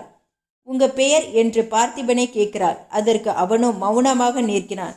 அதை கண்டு, ஓ இவங்களுக்கு தமிழ் தெரியலையே போலிருக்கே என்று மனதில் நிலைத்து, யுவர் நேம் ப்ளீஸ் என்றான் பார்த்திபன். உங்க பேர் என்ன என்றாள் மீனா. என் பேரு ட்ரிங்கோ என்றாள் அந்த பெண். ட்ரிங்கோனா? மீனா அதே வார்த்தையை திரும்பச் சொன்னாள். எங்கே தங்கியிருக்கீங்க என்றான் பார்த்திபன். ஹோட்டல் எவர்கிரீன் என்றாள் அந்த பெண். ஹோட்டல் எவர்கிரீன் நம்பர் என்றான் பார்த்திபன். நம்பர் 205 என்றாள் அவள். நான் உங்கள் ஹோட்டல்ல மீட் பண்றேன் என்றான் பார்த்திபன். ட்ரிங்கோவும் போய்விடுகிறாள். பார்த்திபனோ மீனாவிடம் வழியில் சந்தித்த அந்த பெண்ணை பற்றி சொல்கிறான். நான் அந்த பெண் தங்கியிருக்கும் ஹோட்டலுக்கு போய் அவளை பற்றி தெரிஞ்சுக்கிட்டு வர்றேன், நீ இங்கேயே இரு என்று பார்த்திபன் அவன் தங்கியிருந்த ஹோட்டல் ரூமில் மீனாவை வைத்துவிட்டு புறப்படுகிறான். போகும்போது மீண்டும் மீனாவிடம் எச்சரிக்கையாக இரு மீனா என்று சொல்லிவிட்டு புறப்படுகிறான் பார்த்திபன். பார்த்திபனும் அந்த ரகசிய பெண் சொன்ன எவர்கிரீன் ஹோட்டலுக்கு வருகிறான். ட்ரிங்கோ சொன்ன அந்த அறைக்கு சென்று அவளை சந்திக்கிறான். ஹலோ ட்ரிங்கோ என்றான் பார்த்திபன். ஹலோ பார்த்தி என்றாள் அந்த பெண். ட்ரிங்கோ கையில் கேமராவுடன் நின்று கொண்டிருக்கிறாள். அவளிடம் இருந்த கேமராவை கவனித்த பார்த்திபனோ அதை வாங்க கையை நீட்டுகிறான். அவள் தன்னிடம் இருந்த அந்த கேமராவை பார்த்திபனிடம் கொடுக்கிறாள். அதை நன்றாக கூர்ந்து கவனித்த பார்த்திபன் ஜெயந்த் 8 என்று படிக்கிறான். பிரமாதமான கேமரா என்று சொன்னபடியே கேமராவை பிரித்து, அதாவது அதிலுள்ள ஃபிலிம் சுருள் எடுக்க வேண்டிய இடத்தை திறந்து அதில் இருந்து அந்த நெகட்டிவ் வெளியே எடுத்து பார்த்து கீழே சிதறி போட்டு விடுகிறான். அதை பார்த்த ட்ரிங்கோ கோபத்துடன், ஐயோ ஐயோ, என் கேமராவை நாசம் பண்ணிட்டியே, அந்த நெகட்டிவ் எல்லாம் போயிடுச்சே, ஸ்டூபிட் என்று துடித்தாள். ஆங்கிலத்தில் மீண்டும் திட்டுகிறாள். அதே சமயம் அங்கிருந்து புறப்பட்டு தன் ரூமிற்கு போனவுடன் அவசரமாக ட்ரிங்கோ போனை எடுக்கிறாள். எங்கேயோ ரிங் பண்ணி ஹலோ சார் என்றதும் அவளுடைய தலைவர், யார், ட்ரிங்கோவா என்றான். Yes sir. சார், நம்ம ரூபி சொன்ன ஆளை நானே ஃபாலோ பண்ணினேன். அவனை ஃபோட்டோ கூட எடுத்தேன். ஆனால் அவர் ரொம்ப கெட்டிக்காரன் சார். திடீரென்று கிட்ட வந்து கேமராவை பார்க்கிறேன்னு சொல்லி அதை வாங்கி நான் ஃபோட்டோ எடுத்திருந்ததை நெகட்டிவை அதிலிருந்து வெளியே எடுத்து நாசம் பண்ணிட்டான் சார் என்றாள் ட்ரிங்கோ. அதை கேட்ட ஃபோனில் பேசிய அந்த தலைவன் கோபமாக, நீ பெரிய தப்பு பண்ணிட்ட. சரி விடு, எப்படியாவது அவன் ஃபோட்டோவை உடனடியாக எடுத்தாகணும். அவன் யாரு, எங்கிருக்கிறான் என்றது அந்த ஃபோன் குரல். அதற்கு ட்ரிங்கோ, சார், அவன் பெயர் விஜய். அவன் தங்கி இருக்கிறது ஹோட்டலுக்கு ப்ளூ ஸ்டார், ரூம் நம்பர் 144. இதையெல்லாம் அவனை கேட்ட தெரிஞ்சுக்கிட்டேன் என்றான். அது சரி, அவன் எப்படி இருப்பான் என்றது ஃபோன் குரல். ரொம்ப புத்திசாலியா இருக்கான் சார் என்றாள் ட்ரிங்கோ. ஆல்ரைட், அவனை பற்றி நம்ம டேமா கிட்ட சொல்லு. நயவஞ்சகமாக அவனை எப்படியாவது மயக்கி அவன் ரகசியத்தை நாம் தெரிஞ்சுக்கணும். அவகிட்டையும் சொல்லு. ஓகே சார் என்று ஃபோனை வைக்கிறாள் ட்ரிங்கோ. அப்போதே பரபரப்புடன் டேமாவை தேடி புறப்படுகிறாள். ஹோட்டல் ப்ளூ ஸ்டாரில் ரூம் நம்பர் 144இல் மீனாவும் பார்த்திபனும் பேசிக்கொண்டிருக்கிறார்கள். அப்போது மீனா, நீ ட்ரெஸ் பண்ணு, வெளியே போயிட்டு வரலாம் என்றான் பார்த்திபன். மீனாவும் பார்த்திபனும் மாடிப்படியிலிருந்து கீழே இறங்குகின்றனர். அப்போது புத்த சாமியார்களுடைய ஊர்வலம் ஒன்று தெருவில் போய்க் கொண்டிருக்கிறது. அந்த பக்கமாக வந்த டாக்ஸியை கூப்பிடுகிறான் பார்த்திபன். இருவருமே அதே டாக்ஸியில் ஏறுகிறார்கள். டாக்ஸி போய்க் கொண்டிருக்கிறது. நேபாள காட்மாண்டின் அமைப்பை ரசித்தபடியே போகின்றனர்.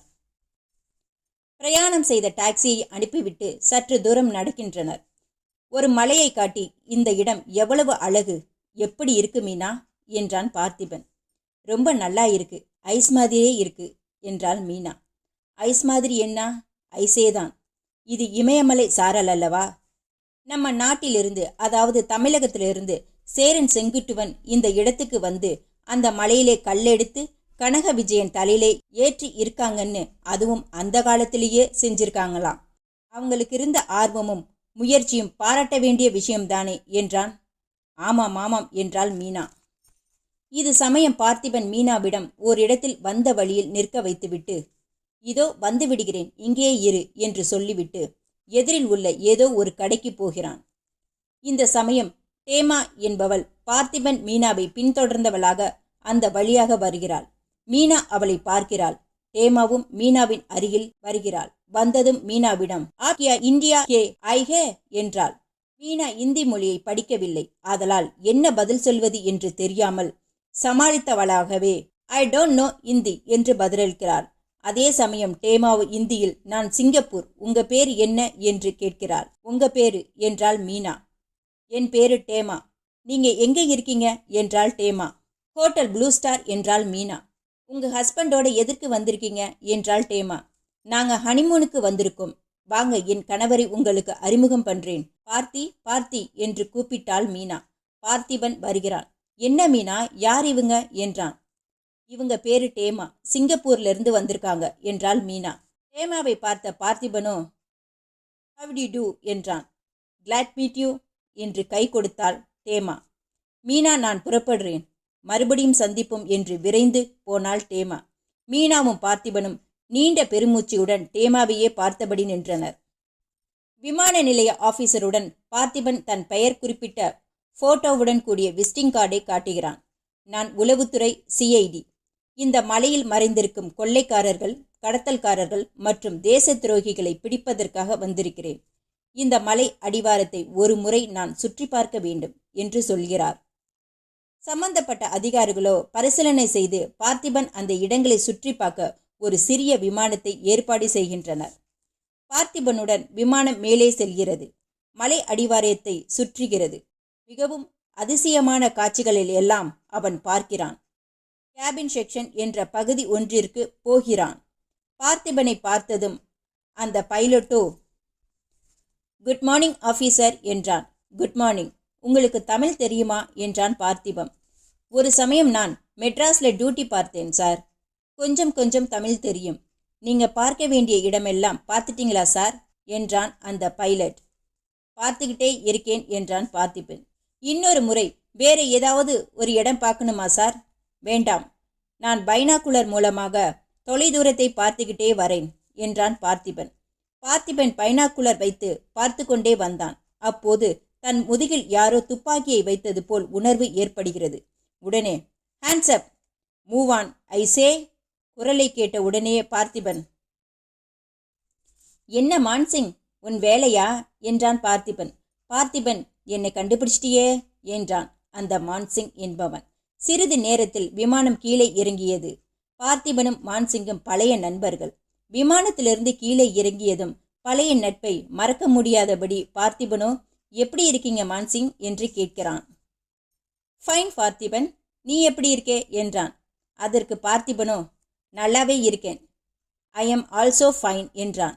பரவாயில்லையே மான்சிங், உனக்கு புரியாதேன்னு நான் இங்கிலீஷில் கேட்டுக்கிட்டு இருந்தாலும் நீ தமிழில் பதில் சொல்றியே.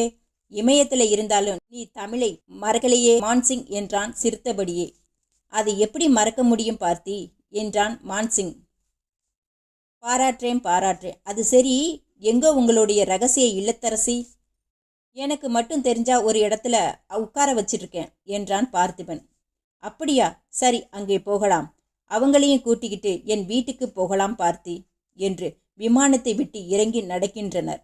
பார்த்திபன், மீனா, மான்சிங் மூவரும் டாக்ஸியில் ஏறி எங்கோ போகின்றனர். ஓரிடத்தில் பார்த்திபன், மீனா, மான்சிங் ஆகிய மூவரும் டாக்ஸியிலிருந்து இறங்குகின்றனர். ஒரு வீட்டின் கதவருகில் போனதும் கிரிஜா கிரிஜா என்று தன் மனைவியை கூப்பிடுகிறார் மான்சிங். மான்சிங்கின் மனைவியும் பிள்ளைகளும் கதவை திறந்து வெளியே வருகிறார்கள். வந்ததும் தன் மனைவியை காட்டி, மிஸ்டர் பார்த்தி, என் மனைவி கிரிஜா, இவன் என்னோட ஒரே பையன் தர்மா. இவளை பார்த்தீங்களா? இவதான் என்னோட மகள் மோகினி என்று மூவரையும் பார்த்திபனுக்கு மீனாவுக்கும் அறிமுகம் செய்து வைக்கிறாள் மான்சிங். மான்சிங்கின் மனைவி கிரிஜாவோ வந்தவர்களிடம் வணக்கம் என்று சொல்ல பார்த்திபனும் வணக்கங்க என்று பதில் சொல்லுகிறான். அனைவரும் வீட்டின் உட்புறம் போகின்றனர். நீங்க பேசிக்கிட்டு இருங்க, நான் போய் காஃபி கொண்டு வர்றேன் என்று அங்கே அவர்களை உட்கார வைத்துவிட்டு மான்சிங்கின் மனைவி கிரிஜா உள்ளே போகிறார். வந்த வேலையெல்லாம் முடிஞ்சுதா பார்த்தி என்று மான்சிங் கேட்கிறான். இன்னும் முடியல மான்சிங், இப்பதான் ஆரம்பம். அதற்கு வேண்டிய முயற்சிகள் எல்லாம் செஞ்சுக்கிட்டே இருக்கேன். மான்சிங்கின் மனைவி காஃபி கொண்டு வந்து தருகிறாள். எல்லோரும் காஃபி சாப்பிடுகிறார்கள். அதன் பிறகு மான்சிங் பார்த்தி, மீனா ஆகிய இருவரிடமும், நீங்க 2 பேரும் இன்றைக்கு எங்க வீட்டிலேயே சாப்பிட்டு தான் போகணும். கொஞ்சம் ரெஸ்ட் எடுங்க. கிரிஜா, சாப்பாடு சீக்கிரமா ரெடி பண்ணு என்றான் மான்சிங். அதை கேட்ட மீனா, நானும் அவங்களோட போய் சமையலுக்கு ஹெல்ப் பண்றேன் என்று சொல்கிறாள். ஓகே மீனா, ஆகட்டும் மீனா, ஆகட்டும் என்று பார்த்திபன் சொல்லுகிறார். கிரிஜாவும் மீனாவும் உள்ளே போகின்றனர். இதோ பாருங்க மான்சிங், நான் கொஞ்சம் வெளியே போயிட்டு வந்துடுறேன் என்று சொல்லி மான்சிங்கிடம் விடை பெற்று பார்த்திபன் மட்டும் வெளியே புறப்படுகிறான். பார்த்திபன் மான்சிங் குடியிருக்கும் தெருப்பக்கமாகவே நடந்து போகிறான். அப்போது அங்கே தெருக்கோடியில் ஒரு வேன் ஒன்று நின்று கொண்டிருக்கிறது. அந்த வேனில் ஒரு சிலர் ஏதோ அவசரமாக பெட்டிகளை ஏற்றி கொண்டிருப்பதை கவனிக்கிறான் பார்த்திபன். பார்த்திபன் அதை பார்க்க அங்கு செல்வதற்குள் வேன் புறப்பட்டு போகின்றது. சந்தேகம் கொண்ட பார்த்திபன் ஒரு டாக்ஸியில் ஏறி அந்த வேனை பின்தொடர்ந்து செல்கிறான். வேன் ஒரு பள்ளத்தாக்கு வழியாக மேடு பள்ளங்களை தாண்டி வெகு வேகமாக செல்கிறது. பார்த்திபனும் விடாமல் அதை பின்தொடர்ந்து செல்கிறான். அந்த வேன் பார்த்திபனின் பார்வையிலிருந்து மறைந்து விடுகிறது. இருப்பினும் பார்த்திபன் வேன் சென்ற வழியே பின்தொடர்ந்து சென்று வண்டியிலிருந்து மறைவாக ஓரிடத்தில் பதுங்கி இருந்து அதை பார்க்கிறான். அப்போது அதே வேன் ஒரு நடு ரோட்டில் நின்று கொண்டிருக்கிறது. அந்த வேனுக்கு அருகில் பார்த்திபன் தன்னுடைய டாக்ஸியை நிறுத்துகிறான். அப்போது அதே சமயம் அந்த வேனிலிருந்து 2 ரவுடிகள் இறங்கி வருகிறார்கள். பார்த்திபன் உட்கார்ந்து கொண்டிருந்து டாக்ஸிக்கு அருகில் அந்த ரவுடிகள் வந்ததும் வராததுமாக, யாரையா நீங்க, எங்க போறீங்க என்று கேட்டனர். அதற்கு பார்த்திபனோ, மவுண்ட் எவரெஸ்டுக்கு போகிறேன். ஏன், என்ன விஷயம் என்றான். அதற்கு அந்த ரவுடிகளில் ஒருவன், யார் நீ, எவரெஸ்டுக்கு போறியா, இல்ல எங்களை ஃபாலோ பண்றியா என்றான் கோபமாக. உங்களை எதுக்கு நான் ஃபாலோ பண்ணணும்? உங்களுக்கு எனக்கு என்ன சம்பந்தம் என்றான் பார்த்திபன். அப்போது மற்றொரு ரவுடி ஒருவன், என்ன சம்பந்தம்னு கேட்கிறியா, வெளியே வா சொல்றேன் என்று பார்த்திபன் கையை பிடித்து இழுக்க அவனுக்கும் அந்த ரவுடிகளுக்கும் வாய் தகராறு ஏற்பட்டு சண்டையும் ஏற்படுகிறது. முடிவில் ரவுடிகளின் கைகளை கட்டி டாக்ஸியில் ஏற்றி கொண்டு வந்து அவர்களை போலீசில் ஒப்படைக்கிறான் பார்த்திபன். அங்கிருந்து அதே டாக்ஸியில் மான்சிங் வீட்டிற்கு சென்று மீனாவை அழைத்து கொண்டு தான் தங்கியிருக்கும் ஹோட்டலுக்கு செல்கிறான். காலையில் சூரியன் உதயமாகி விட்டது. இரவில் படுத்த பார்த்திபன் படுக்கையை விட்டு இன்னும் எழுந்திருக்கவில்லை.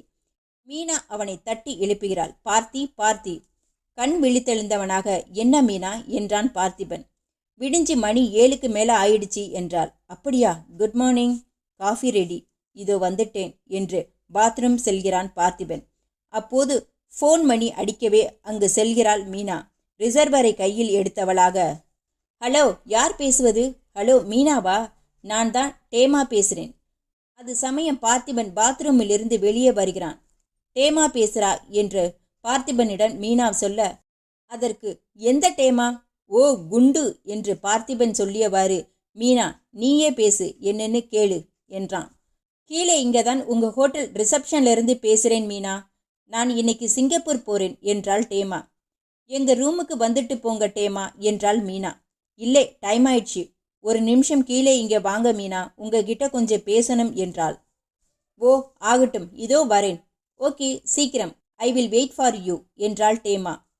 பார்த்தி, டேமா இன்னைக்கு சிங்கப்பூர் போறாளாம், கீழே ரிசப்ஷனில் வந்திருக்கா, போய் பேசிட்டு வரேன் என்று ஹோட்டல் ரூமிலிருந்து கீழே வருகிறாள். சரி போ, பார்த்துட்டு வா, ஜாக்கிரதை என்று பார்த்திபன் மீனாவை அனுப்புகிறான். மீனா ரிசப்ஷனுக்கு சென்றாள். டேமாவை அங்கு காணவில்லை. Mister, where is the lady என்று ரிசப்ஷன் அலுவலரிடம் கேட்கிறாள். அதோ அங்கே நிற்கிற காரில் உங்களுக்காக வெயிட் பண்ணுறாங்க என்றான். தேங்க்யூ என்று சொல்லிட்டு மீனா கார் நின்று கொண்டிருந்த இடத்தை பார்த்து போகிறாள். மீனாவை பார்த்ததும் டேமா காரில் இருந்தவாறே கதவை திறந்துவிட்டு, ஹலோ மீனா, இங்கே உட்கார் என்று தான் இருந்த காரில் உட்கார வைக்கிறாள். 2 பேரும் ஏதோ பேசி கொண்டிருக்கிறார்கள். நீயும் என்னோடு வந்துடு மீனா என்று சொல்லியபடியே மீனாவை வலுக்கட்டாயமாக கட்டிப்பிடிக்கிறாள் டேமா. மீனாவுக்கு சந்தேகம், பயமும் ஏற்பட்டது. டிரைவரோ காரை ஸ்டார்ட் செய்கிறார். அதே சமயம் மீனா டேமா பிடியிலிருந்து திமிரி காரிலிருந்து இறங்கி வெளிப்பட்டு ஓடுகிறாள். தன்னை தொடர்ந்து காரில் விரட்டி கொண்டு வந்து டேமாவின் பார்வையிலிருந்து விலகி மறைந்த மீனா ஒரு தெருவுக்கு ஓடிச் செல்கிறாள். வேகமாக அங்கிருந்து இன்னொரு தெருவுக்கு போகிறாள். ஓடும்போது சந்தேகப்பட்டு டேமா தன்னை பிடிக்க வந்தாலும் வருவாள் என்று பயத்துடன் தொடர்ந்து திரும்பி திரும்பி பார்த்தபடியே ஓடுகிறாள்.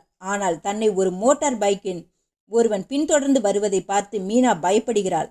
அவன் பார்வையிலிருந்து மறைந்து வேகமாக ஓடி ஒரு கோவிலை பார்த்ததும் அதற்குள் சென்று மறைந்து கொள்கிறாள். மோட்டார் பைக்கில் வந்தவன் மீனா எந்த பக்கம் ஓடி போயிருக்கிறாள் என்று அங்கும் இங்கும் தேடிக்கொண்டே இருக்கிறான். ஹேமாவை சந்திக்க போன மீனா திரும்பவே இல்லையே, அவள் சென்று வெகு நேரமாச்சே என்று நினைப்போடு ரூமை விட்டு கீழே வந்து ரிசப்ஷன் பகுதிக்கு சென்று பார்த்திபன் விசாரிக்கிறான்.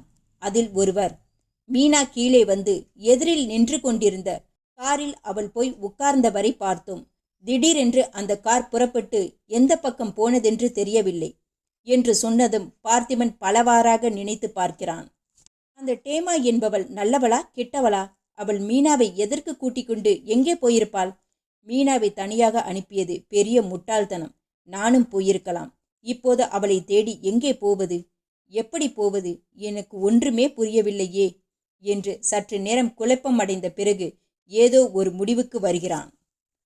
அவசர அவசரமாக ஹோட்டல் முன் நின்ற பல கார்களில் ஒன்றை வாடகைக்கு பேசி அங்கிருந்து புறப்படுகிறான் பார்த்திபன்.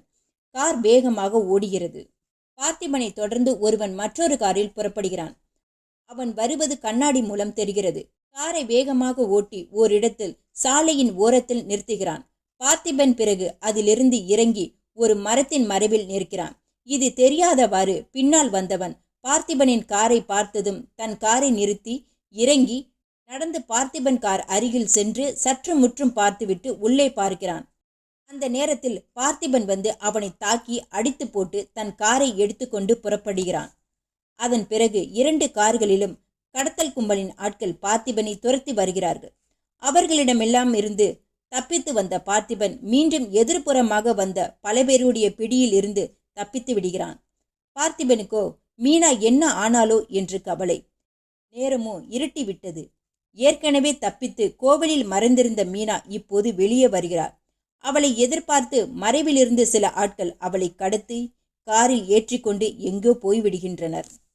பார்த்திபன் ஏமாற்றத்துடன் தனது அறைக்கு திரும்பி வருகிறான். வந்ததும் ஹோட்டல் ரூம் படுக்கையில் தன்னை அறியாமலேயே விழுந்து படுத்து தூங்கி விடுகிறான். அதே நேரத்தில் அங்கே வந்த ரகசிய மனிதர் இருவர் அவர்களிடமிருந்த பெட்டியை திறந்து அதற்குள் இருந்த தேளொன்றை எடுத்து பார்த்திபன் மேல் போட்டுவிட்டு ஓடிவிடுகின்றனர். தேளோ பார்த்திபன் மேல் ஊர்ந்து போக திடீரென்று அவன் எழுந்து அந்த தேளை உதறி தள்ளிவிடுகிறான். அதன் பிறகு அதை அடித்து கொன்று விடுகிறான். இதே சமயம் தொடர்ந்து ஒரு முரடன் பார்த்திபனை தாக்க வருகிறான். அவனையும் அடித்து அவன் நடக்க முடியாதபடி கயிற்றால் கட்டி போட்டு போலீஸுக்கு போன் செய்கிறான். ஹலோ, போலீஸ் ஹெட் குவார்ட்டர்ஸ் என்றான் பார்த்திபன். ஆமா என பதில் வந்தது.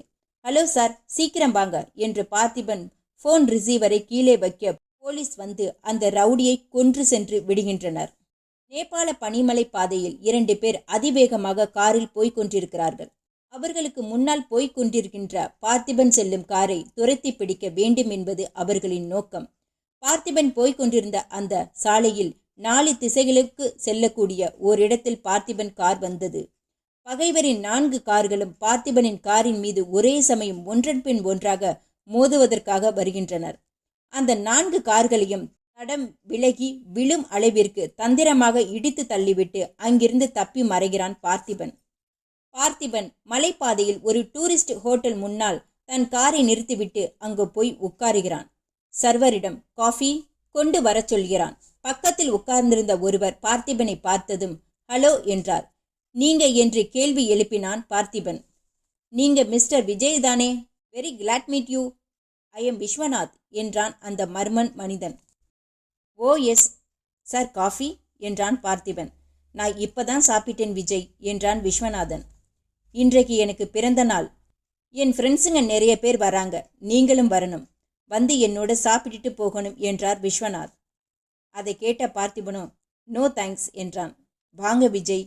இல்லை சார், எனக்கு நிறைய வேலை இருக்கு. ப்ளீஸ் அப்படி சொல்லாதீங்க, வந்து பார்த்துட்டு போங்க என்று விஸ்வநாதன் கட்டாயப்படுத்துகிறான். விஸ்வநாதன் அழைப்பை ஏற்றுக்கொண்டு பார்த்திபன் அவருடன் போகிறான். விஸ்வநாதன் என்பவனோ தமிழகத்தில் உள்ள பெரிய பெரிய வைர கடத்தல்காரர்களின் கையாளாக நேபாளத்தில் இருக்கும் இரகசிய மனிதன். அவன் அழைத்துச் சென்று ஆடம்பர பங்களாவில் பார்த்திபனை உட்கார வைக்கிறான் விஸ்வநாதன். சிறிது நேரத்தில் கரகாட்டம், மயில் டான்ஸ் போன்ற பல நிகழ்ச்சிகள் ஆரம்பமாகின்றன. அதில் புலிவேஷம் போட்டு ஆடுகிறவன் வேண்டாதவர்களை கொல்வதற்கு இப்படிப்பட்ட நிகழ்ச்சியில் பிச்சுவாவை எரிபவன். அதே சமயம் அங்கே சில பேர் மத்தாப்பை கொளுத்துகிறார்கள். புலிவேஷம் போட்டவன் பிச்சுவா கத்தி ஒன்றை விஸ்வநாத்தை நோக்கி எரிவது போல் பாவனை செய்து பார்க்கிறான். விஸ்வநாதோ பார்த்திபன் மீது அந்த கத்தியை எரியும்படி கஞ்சாடை சைகை காட்டுகிறான். புலிவேஷக்காரன் பிச்சுவாவை பார்த்திபன் மீது குறிவைக்கிறான்.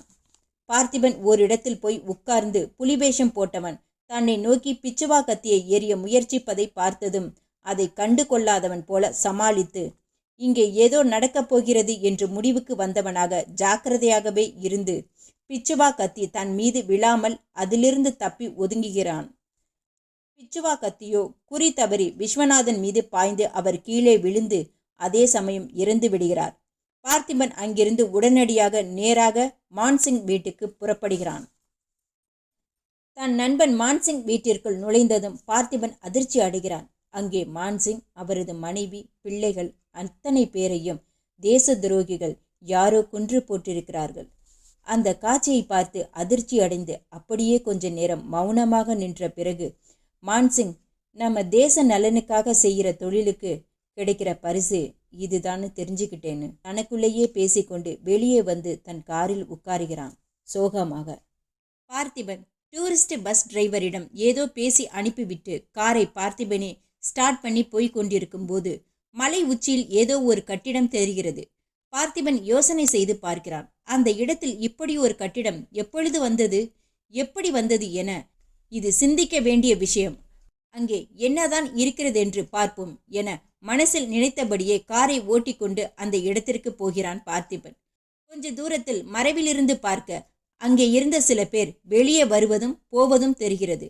ஓ, இவர்கள் அந்த கட்டிடத்தில் வேலை செய்பவர்களாக இருக்கலாம் என்று நினைத்து அந்த கட்டிடத்தின் மதில் சுவர் ஓரத்தில் போய் பார்க்கிறான்.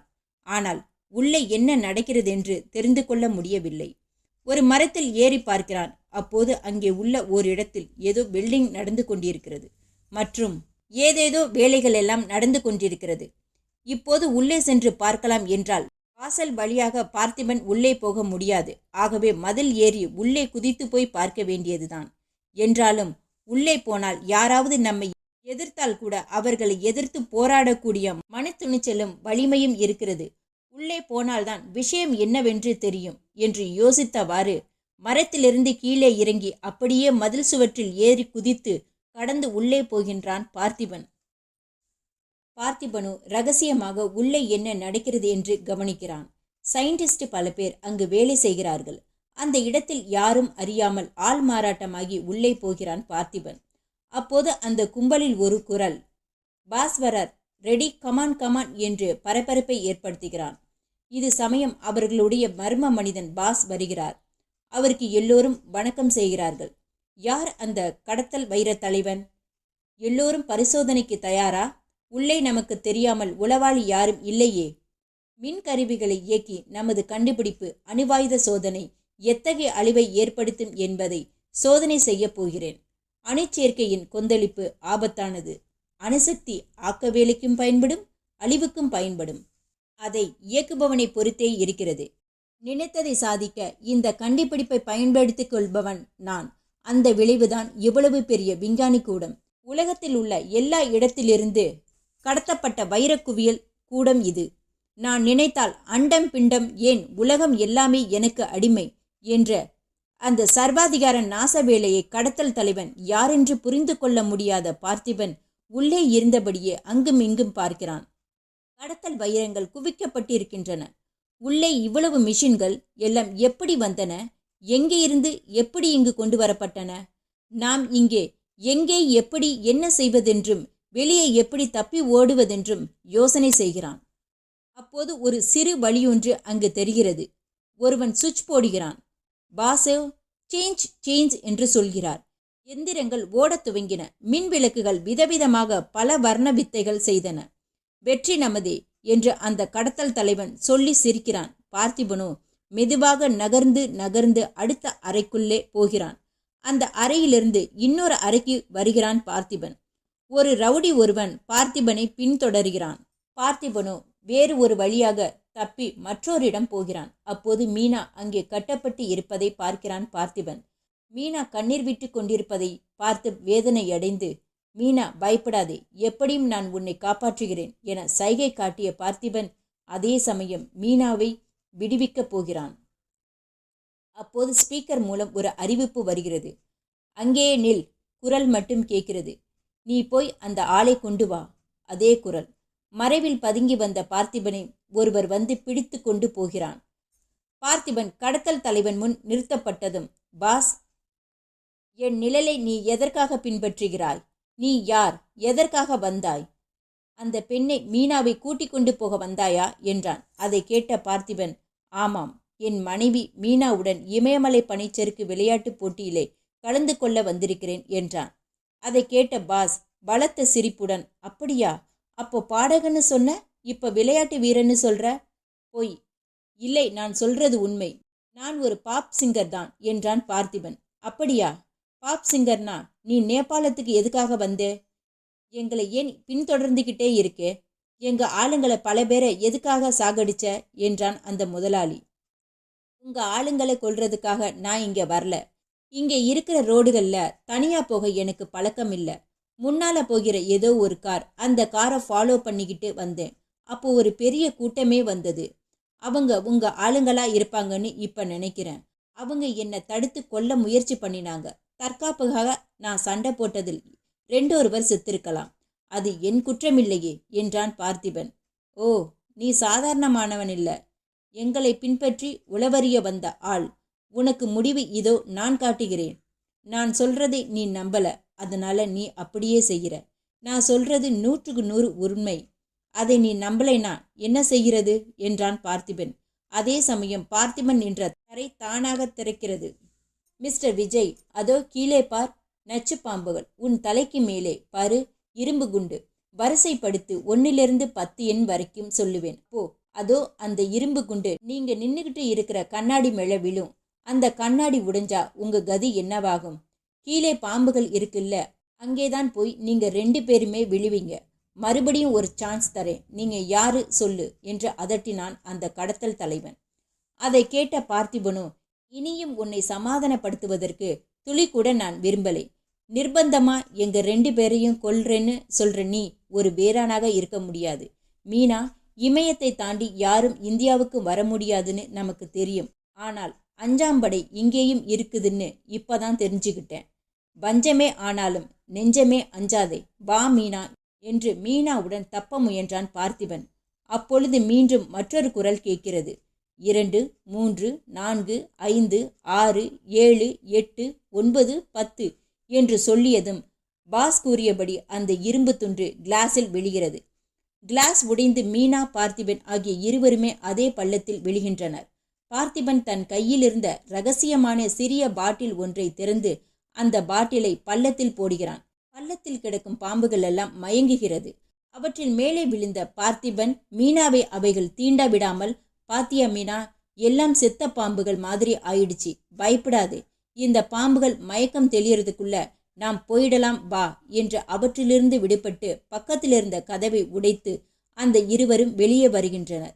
அப்போது முகமூடி போட்டு எதிர்த்து வந்த பல ரவுடிகளை தாக்கி உதைத்து அவர்களின் முகமூடி உடையை எடுத்து அதில் ஒன்றை மீனாவுக்கு போட்டு தானும் அவ்வாறே ஒன்றை அணிந்து இப்போது இருவரும் அந்த கூட்டத்தவர்கள் உள்ளது போல் முகமூடி உடைய பணியாளர்களாகி விடுகின்றனர். மீனாவை ஒரு இடத்தில் நிற்க வைத்துவிட்டு தனித்து சென்று அங்கு உளவறியும் பார்த்திபன் கடத்தல் தலைவனின் ஆட்களை பார்த்து ஒரு பக்கமாக மறைகிறான்.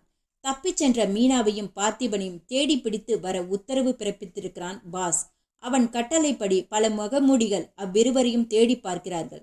மீனாவிடம் ஏற்கனவே எந்த காரணத்தை கொண்டு முகமூடி ஆட்களிடம் நீ அகப்படக்கூடாது என்று பார்த்திபன் சொன்னபடி மீனா தான் நின்ற அந்த இடத்தை விட்டு அசையாமல் பார்த்திபன் சொன்ன அதே இடத்திலே நிற்கிறாள். பார்த்திபனை பிடித்து வர ஆட்களை அனுப்பிய பாஸ் அங்குள்ள விஞ்ஞானி தொழிலாளர்களிடத்தில் சில விஷயங்களை பற்றி பேசுகிறார். தோழர்களே, அணுசக்தி மேதைகளை, ஆக்கல், காத்தல், அழித்தல் ஆகிய இம்மூன்றும் கடவுள் செயலால் நடக்கிறது என்றும் அப்படிப்பட்ட தெய்வத்தை வழிபடுவது மனசாந்திக்கென்றும் சொல்வார்கள். அதை பற்றி விளக்கம் கூறுங்கள் என்று கேட்டால் நமக்கு மீறிய சக்தி ஒன்று இருக்கிறது என்று அவர்கள் பலகாலமாக தப்பித்துக் கொள்வது நமக்கு தெரிந்த விஷயம்தானே. இப்போது அந்த சக்தி தான் நாம் என்று சொல்கிறோம். அதற்கு தலைவன் நான். என்னை நீங்கள் எல்லோரும் ஒப்புக்கொண்டிருக்கிறீர்கள். வைரக்கற்களின் உயிர் நீரோட்ட ஒளித்திறனின் சேமிப்பை கொண்டு அதன் கதிர் இயக்கத்தால் முடவாத உலகை அழித்து புதிய உலக இனத்தை தோற்றுவிப்பது நமது இன்றைய லட்சியம். அதை கேட்ட கூட்டத்தில் ஒருவன், உங்கள் விருப்பப்படியே செய்யுங்கள் என்று சொல்கிறான். அதை கேட்ட பார்த்திபன் பயந்து எந்திரங்கள் முடக்கப்பட்ட இருந்த பகுதிக்கு வருகிறான். அதே சமயம் ஒருவன் ஓடி வந்து பார்த்திபனிடம் சந்தேகத்துடன், இங்கே என்ன பண்றே என்று கேட்கிறான். இந்த மோட்டரை செக் பண்றேன் என்று பார்த்திபன் அவனிடம் சொல்ல, இதையெல்லாம் கவனித்து கொண்டிருந்த பெரிய முகமூடி விஞ்ஞானி ஒருவர் ஆள் மாறாட்டம் என்பதை புரிந்து, பிடியுங்கள் அவனை என்று சொல்ல 4 பேர் வந்து பார்த்திபனை பிடித்து பாஸிடம் கொண்டு போகின்றனர். பிறகு பார்த்திபனை பாஸ் முன் நிற்க வைக்கிறார்கள். பார்த்திபனை பார்த்த பாஸ், வெல்கம் மிஸ்டர் விஜய். உன் உண்மையான பெயர் பார்த்திபன் தானே? நேபாள கடத்தல் வைர சேமிப்பு சுரங்கத்திற்கு வந்து கையும் களவுமாக பிடிபட்டாய். வெல்கம். நீ எப்போ நச்சு பாம்புகளிடமிருந்து சுலபமா தப்பிச்சு சென்றாயோ அப்பவே என்ன, அதுக்கு முன்னாலேயே உன்னை எனக்கு தெரியும். உன் திறமையையும் மன உறுதியையும் பாராட்டுகின்றேன் என்றான் பாஸ். இதையெல்லாம் கேட்டு மௌனமாக இருந்த பார்த்திபனோ, பாஸ் என்பவன் யார் என்பதை சிந்தித்தாலும் அந்த பாஸ் என்பவனுக்கு ரொம்ப நன்றி என்று நன்றியை தெரிவித்துக் கொள்கிறான். ஷட் அப் என்ற அந்த கடத்தல் தலைவனான பாஸ், இவனை கொண்டு வாருங்கள் அந்த அறைக்குள் என்று எழுந்து செல்கிறார். கடத்தல் தலைவனின் ஆட்கள் பார்த்திபனை வேறொரு இடத்திற்கு கொண்டு போகின்றனர்.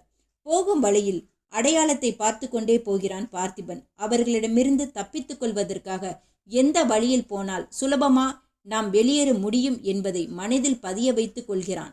பாஸ் என்ற அந்த கடத்தல் தலைவன் அமர்ந்திருக்கிறான். அவனை சுற்றி பல பேர் நிற்கிறார்கள். பார்த்திபனும் வந்து நிற்கிறான். பார்த்திபனை பார்த்து அந்த பாஸ் சிரிக்கிறான். இவனுக்கு உள்ளே இருக்கும் ரகசிய கருவிகளை எல்லாம் காட்டுங்கள் என்று சொல்ல பார்த்திபனை உள்ளே அழைத்து செல்கிறார்கள். அந்த ரவுடி கும்பலுடன் ஒவ்வொரு இடத்தையும் பார்க்கிறான் பார்த்திபன். எல்லாம் பார்த்த பிறகு அந்த பாஸ் இருக்கும் இடத்திற்கு அழைத்து வரப்படுகிறான். அப்போது பாஸ் பார்த்திபனிடம், புரிந்ததா பார்த்திபன், இந்த சாதனைகளை எல்லாம் பார்த்தால் உனக்கு புல்லரிக்கின்றதா? போதுமா? இன்னும் கடத்தல் வைரங்கள் குவிக்கப்பட்டிருக்கும் இடத்தை நீ பார்க்க வேண்டுமா? சொர்க்கம் என்று ஒன்றிருந்தால் அந்த இடம் இங்கே எனக்காக, உலக சுகங்கள் எல்லாம் இங்கே எனக்காக. மற்றவர்களுக்காக தியாகம் செய்யும் உன் போன்றவர்கள் மன்னாதி மன்னனான என் முன்னே அடிபணிந்துதான் நிற்க வேண்டும். உலகளாகிய தொடர்புள்ள நான் பல அபூர்வமான பொருள்களை கடத்தி நாட்டையே நாசமாக்கும் அணுசக்தி கண்டுபிடித்து வைத்துள்ளேன். என் தேவைகள் அதிகம். அதை சுருக்கி கொள்ள இயலாத நான் அவ்வப்போது செய்யும் தீமைகள் எல்லாம் நன்மை என்று நினைக்கின்றேன். வயிற்றுக்காக மட்டுமல்ல, நான் வாழ்ந்திருப்பது வாலிப விருந்திற்காக, கண்ணுக்கு இன்பமான உலக சுகங்களுக்காக. எதிர்ப்பு இருக்கலாம், அதில் மாபெரும் வெற்றியடைந்து விழா எடுப்பதே என் லட்சியம். அந்த பாஸ் சொன்ன தற்பெருமைகளை கேட்டு பார்த்திபன் சிரித்தபடியே, அற்புதம், ரொம்ப அதிசயம், உண்மையிலேயே நீங்கள் உயர்ந்த மனிதன்தான் என்று சொன்னபடியே பாஸிற்கு என் அன்பளிப்பு என்று சொல்லி தான் மறைத்து வைத்திருந்த டைமண்ட் பெட்டி ஒன்றை கொடுக்கிறான் பார்த்திபன். இப்போது பாஸ் அந்த டைமண்ட் பெட்டியை வாங்கி திறக்க அதிலிருந்து பாம் வெடிக்கிறது. பாஸ் கீழே விழுந்து விடுகிறார். சமயத்தை பயன்படுத்தி அங்கிருந்து தப்பிக்க முயல்கின்றான். அங்கு நின்று கொண்டிருந்த கொள்ளை கூட்டத்தார் பார்த்திபனை வழிமறித்து தடுத்து எதிர்க்கிறார்கள். அவர்களோடு பயங்கரமாக சண்டை போட்டு அனைவரையும் சாகடித்து லேபரட்டரி மீது பாம் போட்டு அழித்து விடுகிறான் பார்த்திபன்.